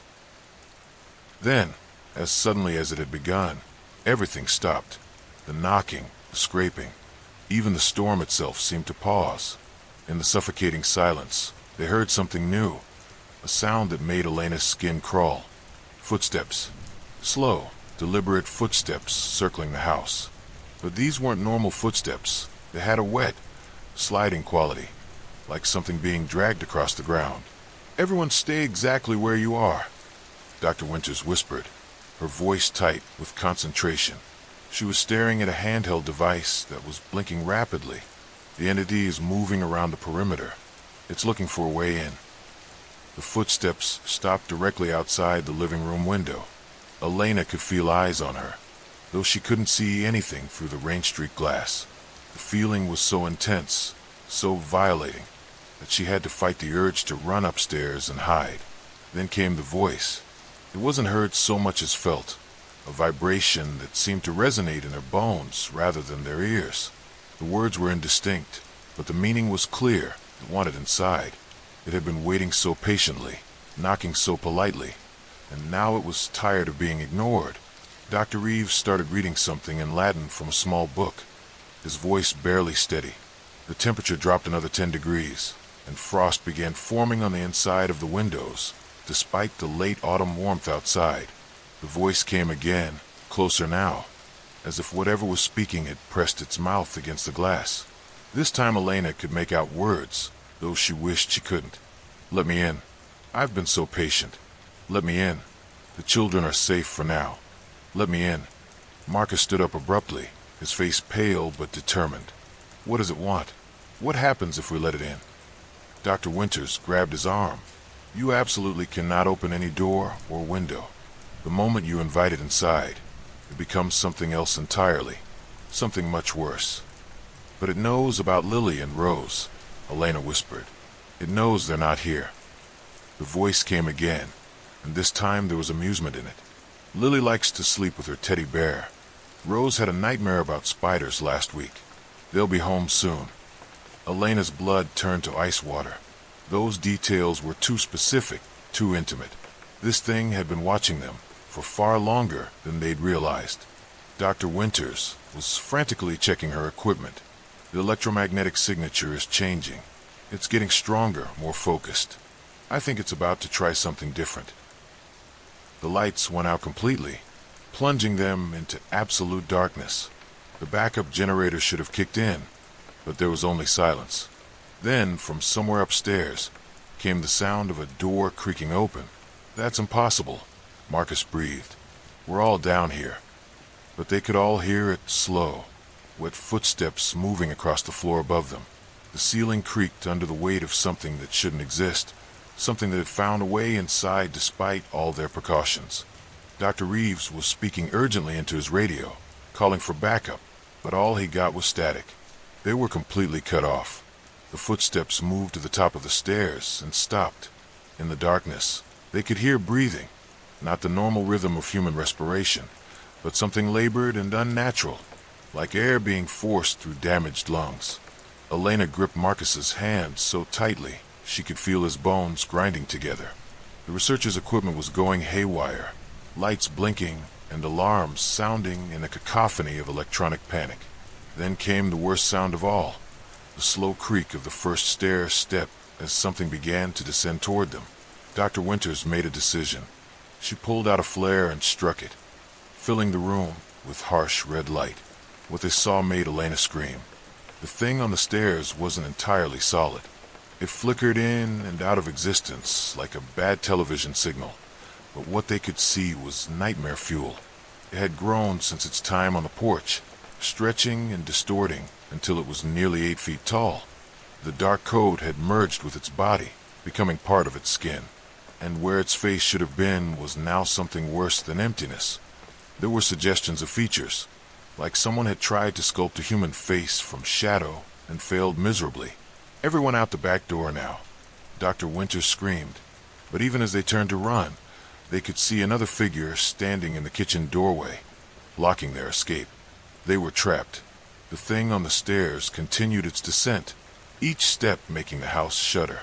The air grew colder with its approach, and Elena's breath came out in visible puffs. Dr. Reeves was still chanting in Latin, but his voice was growing weaker, as if the entity was draining his strength. Marcus pulled Elena behind the couch as the creature reached the bottom of the stairs. It stood there for a moment, that horrible knot face turning slowly to survey the room.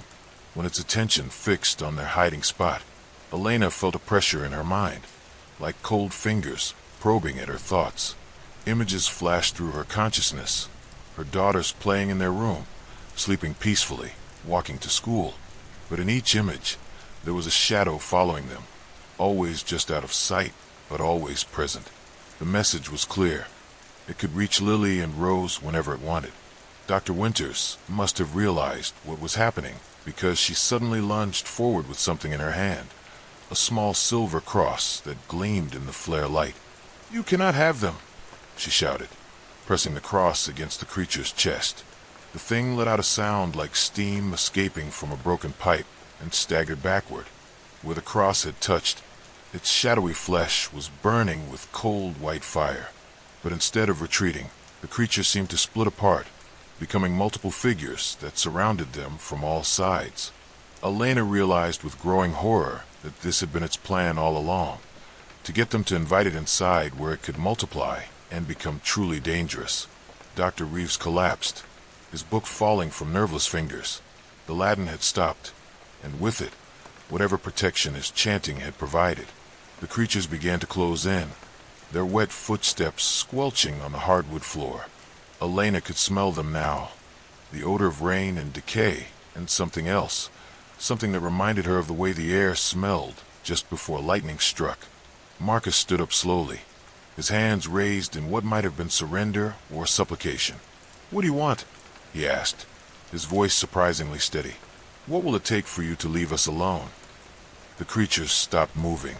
The one that had been on the stairs, apparently the original, tilted its head at an impossible angle. When it spoke, its voice came from everywhere at once, the walls, the ceiling, inside their own heads. "I want to come inside when it storms. I want to sit by your fire and watch your children sleep. I want to be part of your family." The simple, childlike request was somehow more terrifying than any threat would have been. Dr. Winters, still clutching her cross, shook her head frantically. "That's how it spreads. It attaches to families, feeds on their love and warmth until there's nothing left but empty shells. We've seen it before." "What happened to the other families?" Elena asked, though she was afraid to hear the answer. "They disappeared. All of them. Houses left empty. No signs of struggle. No bodies ever found. Just empty homes and neighbors who slowly forgot they had ever existed." The creatures began moving again, but this time they weren't approaching. They were backing away, retreating toward the walls and windows. "Think about it," the voice said as the figures faded. "Every storm, I'll be here. Every dark night.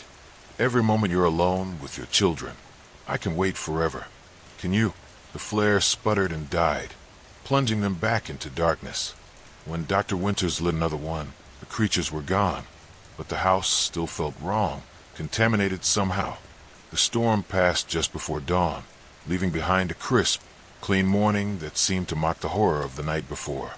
Elena and Marcus sat on their front porch, the same porch where the creature had stood, watching the sunrise paint the sky in gentle pastels.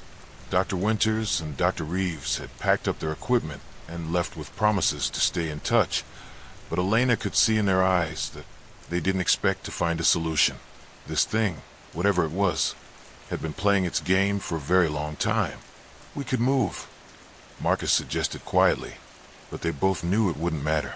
The thing had attached itself to them, not to the house. It would follow them wherever they went. Elena thought about her daughters, still safe at her sister's house, still innocent of the horror that had entered their lives. How could she explain to them that they could never feel completely safe again? That every storm would bring the possibility of something standing on their porch, waiting patiently to be invited in? Her phone rang, startling her from her dark thoughts. It was her sister Carol calling from Ottawa. The strangest thing happened last night, Carol said without preamble. The girls kept saying they heard knocking at the door during the storm, but every time I checked, there was no one there. And this morning, Lily asked me why the sad man was standing in the rain. Elena's blood froze. She looked at Marcus, who had heard enough of the conversation to understand. It had found the children. The game was no longer about waiting patiently on their porch. The rules had changed, and Elena realized with sickening clarity that they had been changed the moment they had allowed it into their house, even if just for that brief encounter in their living room. As she hung up the phone, Elena noticed that the morning sky was already beginning to cloud over. The weather forecast had mentioned possible thunderstorms for that evening. She could feel it out there somewhere, waiting and watching, no longer confined to their porch or even their home. It had tasted their fear, learned their weaknesses, and now it would pursue them with the patience of something that existed outside of normal time. Elena stood up and walked to the edge of the porch, looking out at the quiet suburban street that no longer felt like home. Somewhere in the distance, thunder rumbled, and she knew with absolute certainty that their nightmare was just beginning. The thing that waited on porches had found its way inside, and now it would never let them go. As the first drops of rain began to fall, Elena could swear she heard the sound of slow, deliberate knocking echoing from somewhere far away, or perhaps from everywhere at once. The first time it happened, Jessica Morrison thought it was just a coincidence. She was standing in her front yard in Millbrook, Ontario, watering her roses when the clouds above her house suddenly darkened. Within seconds, rain began to fall, but only over her property. The neighboring houses remained bone dry under clear blue skies. Jessica looked around in bewilderment. The rain fell in a perfect circle, maybe 30 feet in diameter, centered directly over her two-story colonial home. Beyond that invisible boundary, her neighbors continued their Saturday afternoon activities, mowing lawns, walking dogs, chatting over fences, completely oblivious to the downpour just yards away. She rushed inside, convinced it would pass quickly, but the rain continued for exactly 17 minutes. When it stopped, the sun returned as if nothing had happened, leaving only her yard and house soaked, while everything else remained untouched. Jessica mentioned it to her neighbor, MRS Patterson, who lived next door. "Rain? What rain?" MRS Patterson asked, squinting at Jessica as if she'd lost her mind. "It's been sunny all day." Jessica pointed to her wet lawn, the puddles in her driveway, the water still dripping from her gutters. But MRS Patterson just shrugged and walked away, muttering something about the heat getting to people. 3 days later, it happened again. Jessica was at Millbrook Grocery when the familiar darkening began above her head. Other shoppers looked up nervously as storm clouds gathered in a tight formation directly over the store. Rain began falling on the parking lot, on the store's roof, drumming against the windows. But across the street, people walked casually in bright sunshine. The store manager, Derek Williams, came running from his office. "This is impossible," he whispered, staring out the window. The weather report said clear skies all week. Jessica felt a chill that had nothing to do with the sudden temperature drop. She grabbed her groceries and hurried to her car, rain soaking through her jacket. As she drove away, she watched in her rearview mirror as the clouds began to follow her. That's when she knew something was terribly wrong. The rain cloud moved with unnatural precision, maintaining its position directly above her Honda Civic as she drove through Millbrook's residential streets. Other drivers seemed oblivious to the bizarre sight, a single storm cloud drifting low across a clear sky, trailing her like a lost pet. Jessica pulled into her driveway and ran inside, her heart pounding. Through her living room window, she watched the clouds settle over her house once again. The rain fell steadily, creating rivulets that ran down her windows like tears. She called the National Weather Service, but they had no record of any precipitation in the area. She called her sister Marie in Toronto, describing what was happening. "You need to see a doctor," Marie said gently. "Maybe you're having some kind of breakdown." But Jessica knew she wasn't crazy. She took photos, recorded videos on her phone. Yet somehow, Every image showed only clear skies and sunshine. The camera couldn't capture what her eyes clearly saw. The pattern continued for 2 weeks. Every few days, the rain would find her. At the library, at the gas station, at her job at Millbrook Insurance. Always the same. A localized downpour that followed her movements while the rest of the world basked in perfect weather. People began to avoid her. Her co-workers whispered when she walked by, their voices carrying fragments of concern and suspicion. Jessica noticed how conversations stopped when she entered a room, how eyes tracked her movements with growing unease. It's like she brings bad weather with her. She overheard Sarah Collins from accounting tell someone in the break room. Jessica tried staying indoors, hoping to break whatever curse had attached itself to her. But the rain found ways to reach her even inside. It fell through closed windows without breaking the glass, pooled on her kitchen floor despite no visible leaks, dripped from her bedroom, ceiling though the roof showed no damage. Sleep became impossible. The sound of rain on her roof grew louder each night, drumming with increasing intensity until it sounded like someone, or something, was trying to beat its way inside. On the 15th night, Jessica woke to find her bedroom filled with an impossible mist.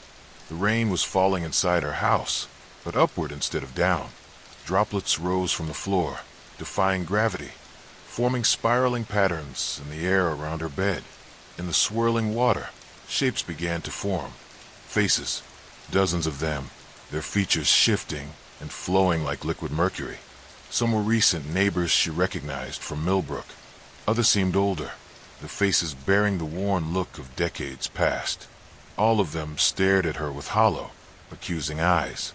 Jessica scrambled backward against her headboard, her breath coming in sharp gasps. The faces moved closer, their mouths opening as if trying to speak. No sound came out, but she could feel their desperation, their hunger. One face pushed forward from the rest, a young man with kind eyes and a gentle smile that didn't match the terror radiating from his watery features. His mouth formed words she couldn't hear, but somehow she understood. "Help us." Jessica blinked, and the vision vanished. She found herself alone in her dark bedroom, completely dry, but on her nightstand sat a newspaper, yellowed with age, dated 47 years ago. The headline read, "Millbrook family disappears during freak storm." With trembling hands, she read the article. The Morrison family, her own last name, had vanished during an unprecedented weather event. A localized rainstorm had appeared over their property on ELM Street, the exact address where Jessica now lived. Witnesses reported seeing the family standing in their yard as the rain intensified, but when the storm cleared 17 minutes later, they were gone. The house had stood empty for decades before Jessica bought it 3 months ago. She stared at the newspaper, her mind reeling. Morrison, the same family name, but that had to be a coincidence. She had no relatives in Millbrook. She had chosen the house randomly, drawn by its Victorian charm and affordable price. The next morning, Jessica drove to the Millbrook Historical Society. The librarian, elderly woman named MRS. Chun, helped her access the archives. Together, they found more records, birth certificates, property deeds, family photos. The missing Morrison family consisted of parents Thomas and Helen, and their daughter Jessica, age 7. Jessica stared at the faded photograph. The little girl's face was her own, unmistakable despite the 47 years that should have passed. Same dark hair, same green eyes, same small scar above the left eyebrow from a childhood accident she clearly remembered. "This is impossible," Jessica whispered. MRS. Chin studied the documents with growing concern. "According to these records, you should be 54 years old, but you can't be more than 25. Jessica's hand shook as she reached for more files.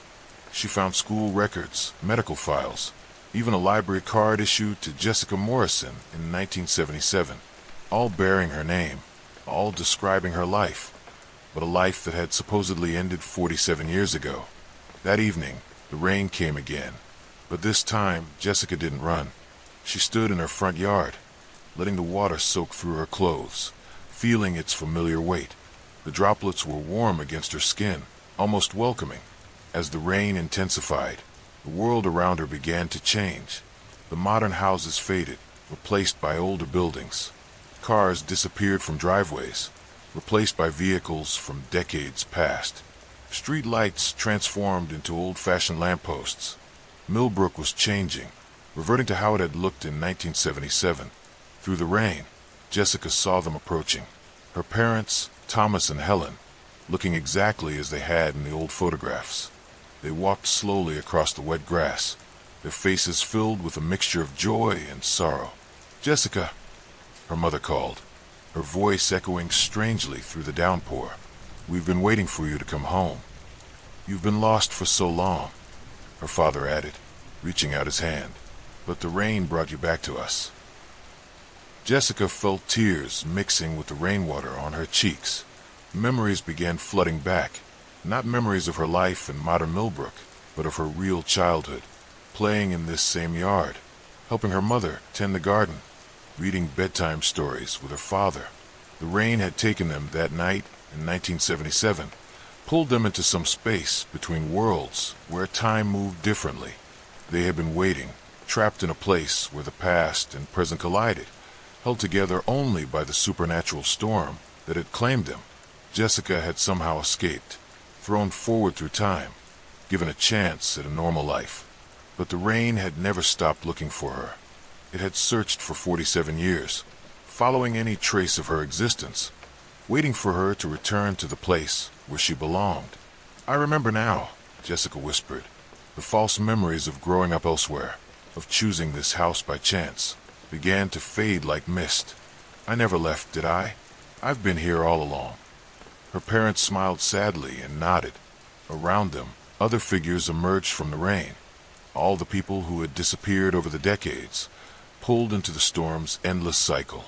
The Millbrook that existed in daylight was just a shadow of the real town, the one that lived forever in the rain. Jessica felt herself becoming lighter, her solid form beginning to dissolve into droplets. The modern world was slipping away, revealing the truth that had always been hidden beneath. The next morning, Mrs. Patterson knocked on the door of the house on Yelm Street.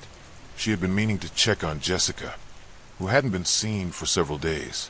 But when she peered through the windows, the house appeared to be empty, abandoned. Later, when she asked around the neighborhood, no one could remember Jessica clearly. Their memories of her were vague, like trying to recall a dream. The Millbrook Insurance Office had no record of ever employing anyone by that name. The house on Yelm Street was put up for sale again, its previous occupant having simply vanished. The real estate listing mentioned nothing about the property's history, nothing about the families who had disappeared there over the decades.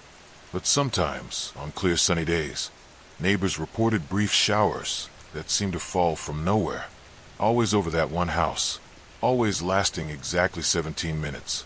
And sometimes, if you looked closely through the rain, you could see figures moving in the windows, a family finally reunited, waiting for the next lost soul to find their way home. The rain that fell from nowhere was never really random. It was searching, calling, gathering its own. And in Millbrook, Ontario, it had found what it was looking for. In the town records, a new file appeared overnight. A missing person report for Jessica Morrison, dated 47 years ago. The case was immediately marked as closed, resolved. Another soul returned to where it belonged. Another family made whole in the space between raindrops. The storm clouds gathered again the next week, this time over a house 3 towns away. A young man named David Harrison was watering his lawn when the sky darkened above him. He looked up nervously as the first drops began to fall, wondering why the rain seemed to be following him. He had no idea he had been missing for 32 years. The storm hit Whitmore Creek, Montana, with unprecedented fury. Hurricane-force winds tore through the small mountain town, snapping century-old pines like matchsticks and plunging the entire valley into darkness. By morning, cell towers lay twisted and broken, their metal frames scattered across the mountainside like the bones of some massive beast. Rachel Winters pressed her phone against her ear, listening to nothing but static. 3 days without service. 3 days of isolation in a town where the nearest neighbor was miles away. She worked as the town's sole emergency dispatcher, but now she felt more helpless than ever. The landlines were down too. The radio at the station crackled with nothing but white noise. Whitmore Creek had become an island, cut off from a world by walls of fallen trees and washed-out roads. It was on the fourth day that Rachel's phone buzzed. She stared at the screen in disbelief. One bar of service flickered weakly in the corner, but that wasn't what made her blood run cold. It was the notification that appeared beneath it. You have 47 new voicemails. Rachel's thumb hovered over the phone app. 47 messages? Impossible. The cell towers were destroyed. She had seen the wreckage herself, but as she opened the voicemail inbox, her breath caught in her throat. The first message was time-stamped 3 days ago, right after the storm hit. The caller ID made her hands tremble. Grandma Rose, received 3 days ago. Grandma Rose had been dead for 15 years. With shaking fingers, Rachel pressed play. The voice that emerged from the speaker was unmistakably her grandmother's, though it carried a hollow, distant quality, as if speaking from the bottom of a well. Rachel, sweetheart, I know you can hear me. I've been trying to reach you. There's something you need to know about the storm. It wasn't just wind and rain, dear. It opened something that should have stayed closed. The message cut off abruptly, leaving only silence. Rachel dropped the phone as if it had burned her. Her grandmother's voice, exactly as she remembered it. The same gentle cadence, the same pet name she had used since Rachel was 5 years old. But Grandma Rose had died in this very house, in the bedroom upstairs, her hand growing cold in Rachel's grip. The phone buzzed again. Another voicemail. Dad received 2 days ago. Rachel's father had died in a car accident when she was 16. The message was brief, his voice crackling with static. RACH, listen to me carefully. Don't go to the old cemetery on Miller Road. Whatever you do, stay away from there. The barrier is gone. They're all trying to come back. Rachel's vision blurred. She stumbled to the kitchen window and peered out at the storm-ravaged landscape. Miller Road was just 2 miles from her house. The cemetery there dated back to the 1800s, when Whitmore Creek was nothing more than a logging camp. Many of the graves were unmarked, their wooden markers long since rotted away. The phone continued to buzz throughout the day. Message after message from the dead. Her high school friend Jessica, who had died in a skiing accident 5 years ago. Rachel, I'm so cold. I can see you through your kitchen window.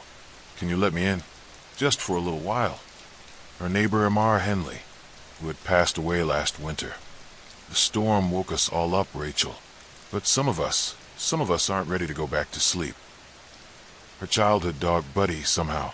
Woof, woof. Come outside and play, Rachel. I'm waiting by the old oak tree. The one where you buried me. Each message was more disturbing than the last. The voices were perfect replicas, down to every speech pattern and mannerism. But they all carried that same hollow, echoing quality.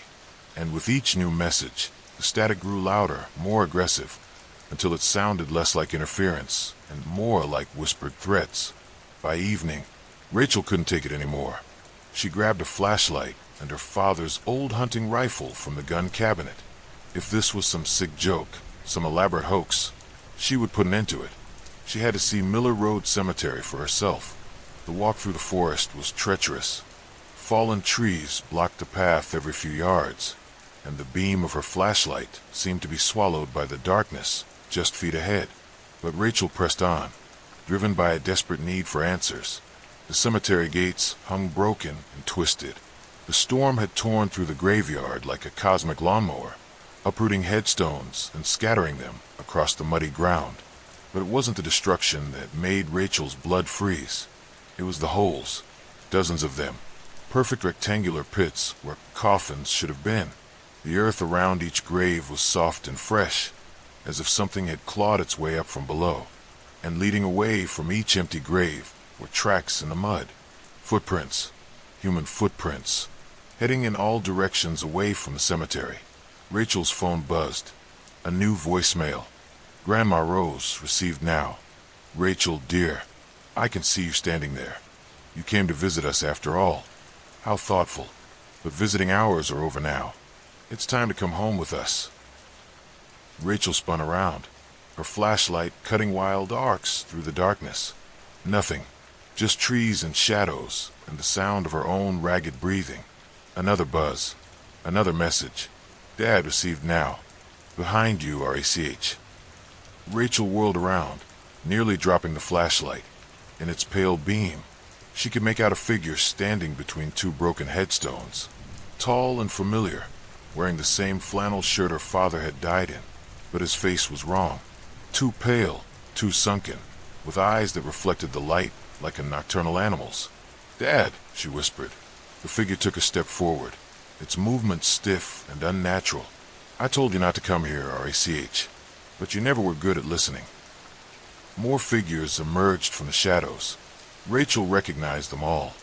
Neighbors, friends, relatives, all dead, all moving with that same jerky, puppet-like gait. Their eyes gleamed in the flashlight beam, and when they opened their mouths to speak, their voices came not from their throats, but from Rachel's phone.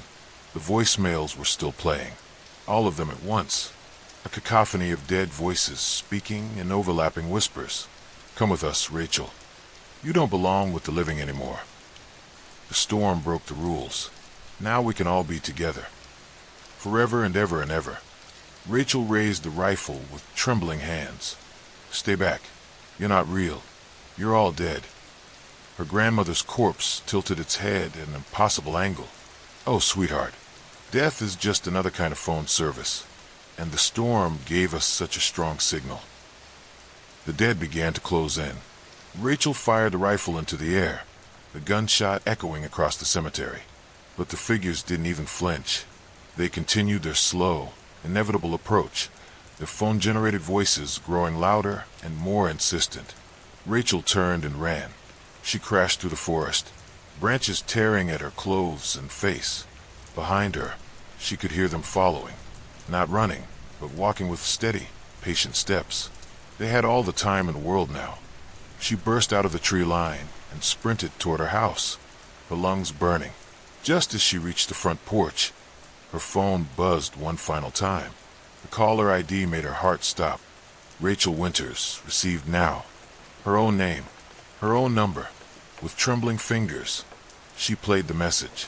Her own voice emerged from the speaker, but it carried that same hollow, distant quality as all the others. "Rachel, this is you calling. Well, you that will be calling soon. I wanted to let you know that we're almost home. The living and the dead don't have to be separate anymore. The storm made sure of that. So don't be afraid when you see us at your door. Don't be afraid when your heart stops beating and your breath grows cold, because you'll still be able to call. You'll still be able to reach out and touch someone. Isn't that wonderful? Isn't that what you always wanted? To never lose touch with the people you love." The message ended with the sound of Rachel's own laughter, but distorted and wrong, like a recording played backwards. Rachel looked up to see them emerging from the forest. Dozens of corpses, all walking toward her house with that same patient determination. Her family, her friends, her neighbors, all the people she had ever loved and lost. And at the front of the group, leading them like some grotesque parade, was herself, or rather, what she would become. Her future corpse smiled and waved, its dead eyes glinting in the porch light. Rachel's phone began to ring. The caller ID showed her own name. She answered without thinking. "Hello, Rachel." Her own dead voice whispered through the speaker. "We're here." The figures reached the porch steps. Rachel backed against her front door, but it was locked and her hands were shaking too badly to find her keys. "Don't you want to stay connected?" her grandmother's corpse asked, tilting its head with a wet, snapping sound. "Don't you want unlimited minutes with unlimited loved ones?" The family plan, her father's corpse added with a grinding laugh. Death included. Rachel felt her chest tighten. Her breath came in short, panicked gasps. The phone in her hand grew impossibly cold, frost forming on its surface. The dead voices continued to pour from its speaker, a chorus of everything she had ever loved and lost. "Join us, Rachel. The signal is so strong now. You'll never be alone again. Never out of touch. never disconnected. Rachel's vision darkened at the edges. Her heart hammered against her ribs like a caged bird, then began to slow. The phone slipped from her numb fingers and clattered to the wooden porch. As consciousness faded, she heard one final sound, the chime of a new voicemail being recorded. The next morning, when the first rescue teams finally reached Whitmore Creek, they found Rachel Winters sitting on her front porch. She appeared to be sleeping peacefully, her phone clutched in her dead hands. The coroner later determined that she had died of cardiac arrest, brought on by extreme stress and terror. But what puzzled the investigators was the condition of her phone. Despite the cell towers being completely destroyed, the device was still receiving messages. The voicemail inbox showed 347 unheard messages, all from numbers that belonged to deceased residents of Whitmore Creek. And as they watched, more messages kept arriving. The final entry in the police report noted an unusual detail. Every few hours, the phone would automatically dial random numbers throughout the region.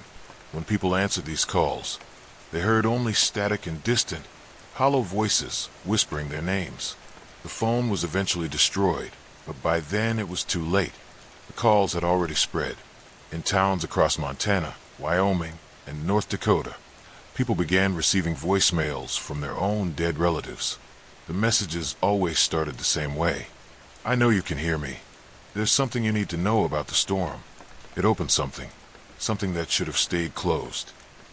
And in every town where the calls were received, people began to die of sudden cardiac arrest, always with their phones in their hands, always with 47 new voicemails waiting.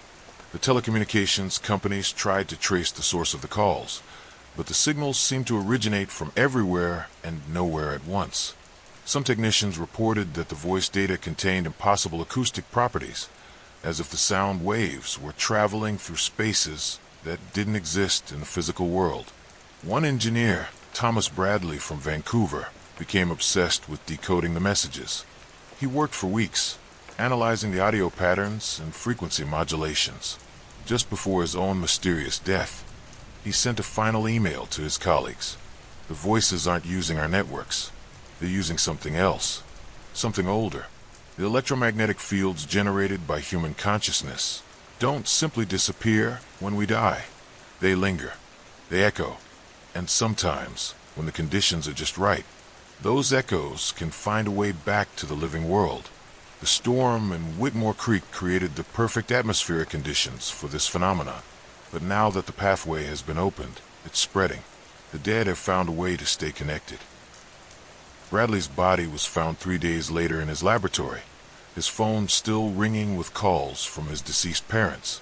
The last verified incident occurred 6 months after the Whitmore Creek event.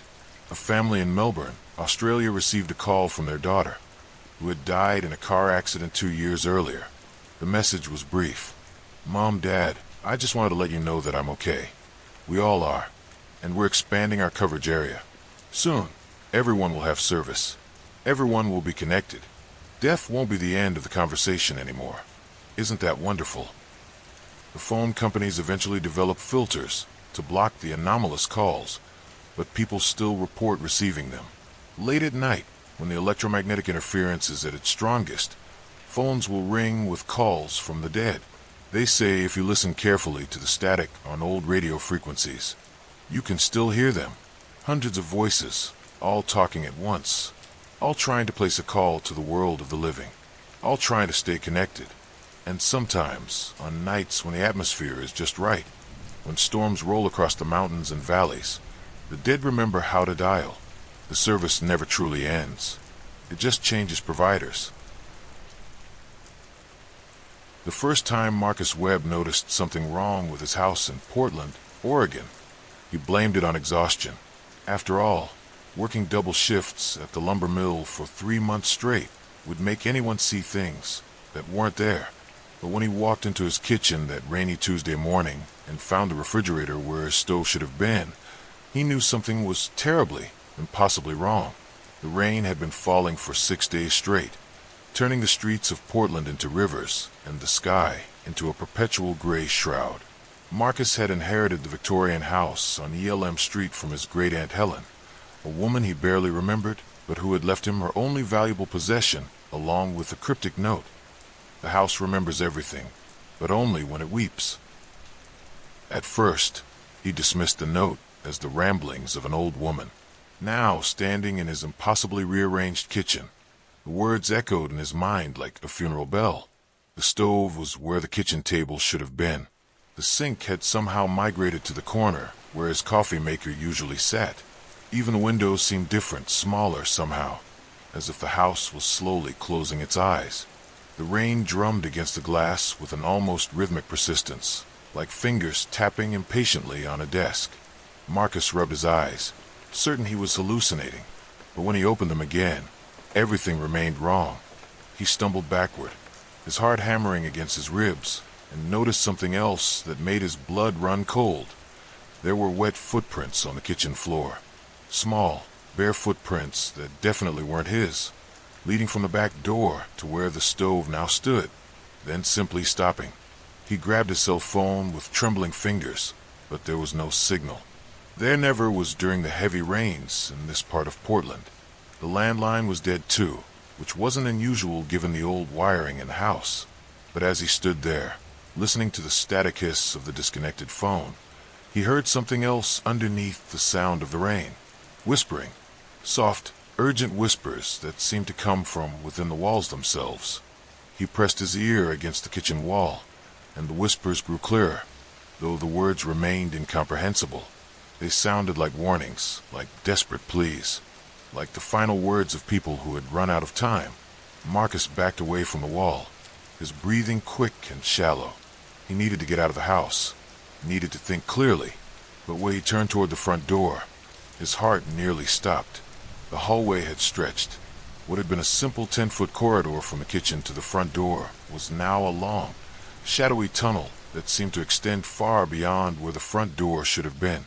The walls appeared to pulse gently, like the inside of some massive throat, and the whispers were getting louder. He ran toward where the door should have been, but with each step, the hallway seemed to grow longer. His footsteps echoed strangely, as if he were running through a vast cavern instead of his modest home. The whispers became a chorus now, dozens of voices overlapping in urgent, frightened tones. And underneath it all, he heard something else, a low, rumbling sound, like something enormous breathing. Finally, gasping and panicked, he reached what should have been his front door, but instead of the familiar red-painted wood and brass handle, he found only blank wall. The door was gone, as if it had never existed at all. Marcus pounded on the wall with his fists, screaming for help, but the sound was muffled, absorbed by the house itself. He spun around, desperate, and saw that the hallway behind him had changed again. Now there were doors, dozens of them, lining both walls, all slightly ajar and revealing only impenetrable darkness beyond. The rain outside grew heavier, and with each intensification of the storm, Marcus could feel the house changing around him. The walls shifted subtly, floors tilted at impossible angles, and new rooms appeared where none had been before. The house was alive, and it was hungry. He tried one of the new doors, hoping it might lead to an exit, but found himself in a room he'd never seen before. It was filled with old photographs, hundreds of them, covering every surface. As he looked closer, his blood turned to ice. They were all pictures of people in this very house, spanning what looked like decades. And in every single photograph, the people looked terrified. There was a young woman in a 1950s dress, her eyes wide with horror as she stood in what Marcus now recognized as his living room, though the furniture was completely different. There was an elderly man from the 1970s, backed against a wall that Marcus had never seen in his house, his face frozen in a silent scream. And there were dozens more, men, women, even children, all trapped in moments of absolute terror. At the center of the collection was a photograph that made Marcus's knees buckle. It was his great-aunt Helen, but she looked decades younger than he remembered. She was standing in his kitchen, but it wasn't his kitchen. It was some twisted version of it, with walls that curved inward and a ceiling that seemed to drip with something dark and viscous. And behind her, barely visible in the shadows, was a shape that wasn't quite human. Marcus grabbed the photograph with shaking hands and noticed writing on the back, "The house feeds on fear and traps souls when the rain falls heavy." I tried to warn them all, but the house wouldn't let me. "I'm so sorry, Marcus. Run while you still can." But even as he read the words, Marcus knew it was too late. The rain outside had become a torrential downpour, and the house was changing faster now. The room spun around him like a carnival ride, the photographs blurring together until they formed a kaleidoscope of terror. The whispers had become screams, and he realized with horror that they were coming from the people in the photographs, the souls that the house had collected over the years. He stumbled out of the photograph room and found himself in a corridor he'd never seen before, lined with mirrors that reflected not his image, but the terrified faces from the photographs. Each mirror showed a different person, a different era, but all sharing the same expression of hopeless fear. The house shuddered around him, and Marcus realized that it was feeding, drawing strength from his terror. Every frightened heartbeat, every panicked breath was nourishment for whatever malevolent entity had taken residence in his inherited home. The rain wasn't just weather, it was the house's feeding time, when it grew strong enough to trap new souls. He ran through corridor after corridor, each one different from the last, each one leading him deeper into the house's twisted interior. Rooms appeared and disappeared, staircases led to ceilings, and doors opened onto walls. The house was a maze now, a living puzzle designed to confuse and terrorize its prey. In one room, he found children's toys scattered across the floor, but they were old and rotted, as if they'd been there for decades. In another, he discovered a dining room set for a family dinner, but the food on the plates had turned to dust, and the chairs were pulled out as if the diners had fled in panic. The whispers followed him everywhere, getting louder and more urgent. Sometimes he could almost make out words. "Help us," and "Don't let it take you," and "The rain makes it stronger." But no matter how fast he ran, or how many rooms he searched, he couldn't find a way out. Hours seemed to pass, though Marcus couldn't be sure. The house had no clocks now, no windows that showed the outside world. Time had become as twisted as the architecture. He was exhausted, his clothes soaked with sweat and terror, when he finally stumbled into a room that stopped him cold. It was an exact replica of his bedroom, down to the unmade bed and the coffee-stained mug on his nightstand. But sitting on the bed, with its back to him, was a figure in a rotted dress that he recognized from one of the photographs. "You can't escape," the figure said without turning around. Its voice was like autumn leaves rustling in the wind. "I tried for 40 years. The rain calls to it, feeds it, makes it strong, and when it's strong enough, it changes." The figure finally turned, and Marcus saw that it was his great Aunt Helen, but not as she'd been in life. Her face was pale and drawn, her eyes hollow and filled with an ancient sadness. She was translucent, like morning mist, and through her body he could see the wall behind. "I never left," she continued, her voice barely above a whisper. "None of us did. We're all still here, trapped in its belly, fuel for its hunger. I tried to warn you in the note, but I knew you wouldn't understand. No one ever does, until it's too late." Marcus tried to speak, but his throat felt like it was filled with sand. Finally, he managed to croak out, "How do I get out?" Helen's ghostly form smiled sadly. "You don't. The house doesn't let go of what it catches. But maybe you can fight it. The rain is its strength, but it's also its weakness. The house only changes when it rains, because that's when the barrier between worlds is thinnest. If you can find the heart of the house, the place where it all began, maybe you can break the cycle." "Where?" Marcus gasped. "The basement," Helen replied, her form already beginning to fade. "It was always the basement. That's where he built it. That's where he made the bargain. But be careful, Marcus. The deeper you go, the hungrier it gets." And then she was gone, leaving Marcus alone in the mockery of his bedroom. The basement. In all his months living in the house, he'd never been to the basement. Every time he thought about exploring down there, something had stopped him. A feeling of unease, a sense that some places were better left undisturbed. Now he understood why. He left the bedroom and began searching for stairs leading down. The house fought him every step of the way, corridors shifting and changing, stairs appearing and disappearing. But Marcus pressed on, driven by a desperate hope that Helen had been right. Finally, after what felt like hours of searching, he found them, narrow wooden stairs descending into absolute darkness. The whispers grew quieter as he approached, as if even the trapped souls were afraid of what lay below. The rain outside grew even heavier, and with each step down, Marcus could feel the house's malevolent attention focusing on him. The walls pressed in closer, and the darkness seemed to have weight, pressing down on him like a heavy blanket.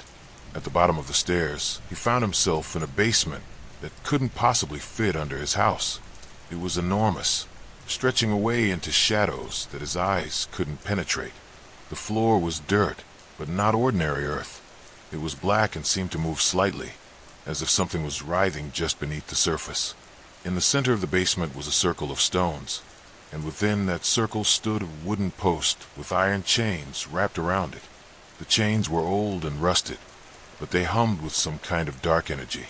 And carved into the post, in letters that seemed to bleed in the dim light, were words in a language Marcus didn't recognize. But as he approached the circle, the words began to change, shifting and rearranging themselves until they formed English. Let the hungry earth feast on fear. Let the dwelling drink deep of sorrow. In rain shall it walk, in terror shall it feed, until the last soul is claimed. Marcus understood now. Someone generations ago had made a deal with something ancient and evil. They had bound a hungry entity to this place, giving it the power to trap and feed on human souls in exchange for what? Wealth? Power? It didn't matter now.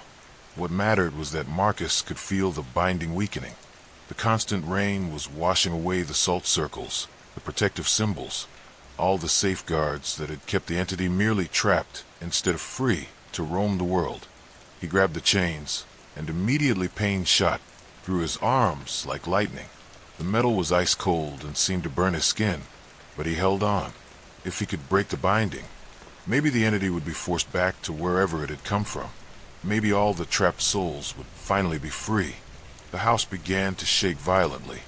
Plaster rained down from the ceiling, and the whispers became a roar of voices, some pleading with him to stop, others urging him on.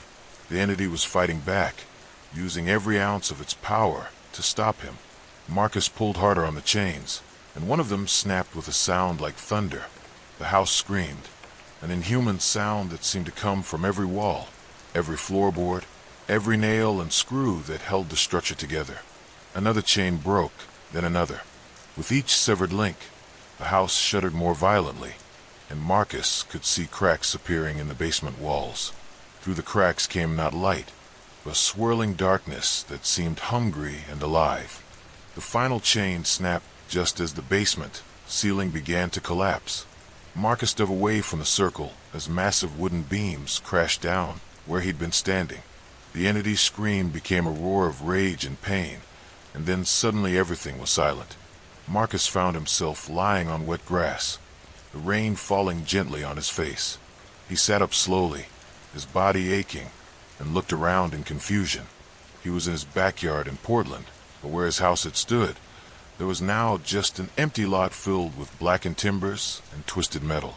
The house was gone, not burned, not demolished, but simply gone, as if it had never existed at all. As the rain began to lighten, Marcus saw them, translucent figures walking away into the morning mist. Helen was among them, and she turned back to give him a sad smile and a nod of gratitude before disappearing forever. The entity was gone too, banished back to whatever dark realm it had come from. The binding was broken, the bargain void, and all the souls that had collected over the decades were finally free. Marcus stood up on shaking legs and walked to the street. His neighbors were already coming out to stare at the empty lot where his house had been, talking in confused whispers about how they could have sworn there was a Victorian house there just yesterday. But Marcus didn't stop to explain. He had nothing left now except the clothes on his back and the knowledge that some hungers are too terrible to ever be satisfied, some bargains too evil to ever be worth their price. As he walked away from ELM Street, The rain finally stopped, and for the first time in days, the sun broke through the clouds. Behind him, the empty lot where his inherited house had stood was already beginning to sprout with new grass, as if the earth itself was eager to forget what had happened there. Marcus never returned to Portland, but sometimes, on rainy nights in whatever city he found himself in, he would dream of whispers in the walls and rooms that shifted when no one was looking, and he would wake with the absolute certainty that somewhere, in some other inherited house, some other unsuspecting relative was about to discover that buildings can be hungry, and rain can be a dinner bell for things that should never be fed. The house that changed in the rain was gone, but the memory of its terrible appetite would haunt Marcus Webb for the rest of his life. And sometimes, just sometimes, he wondered if breaking the binding had truly destroyed the entity, or if it had simply freed it to find a new dwelling, a new feeding ground, a new family to terrorize when the storms rolled in, because some hungers, once awakened, never truly die. They just find new ways to feed.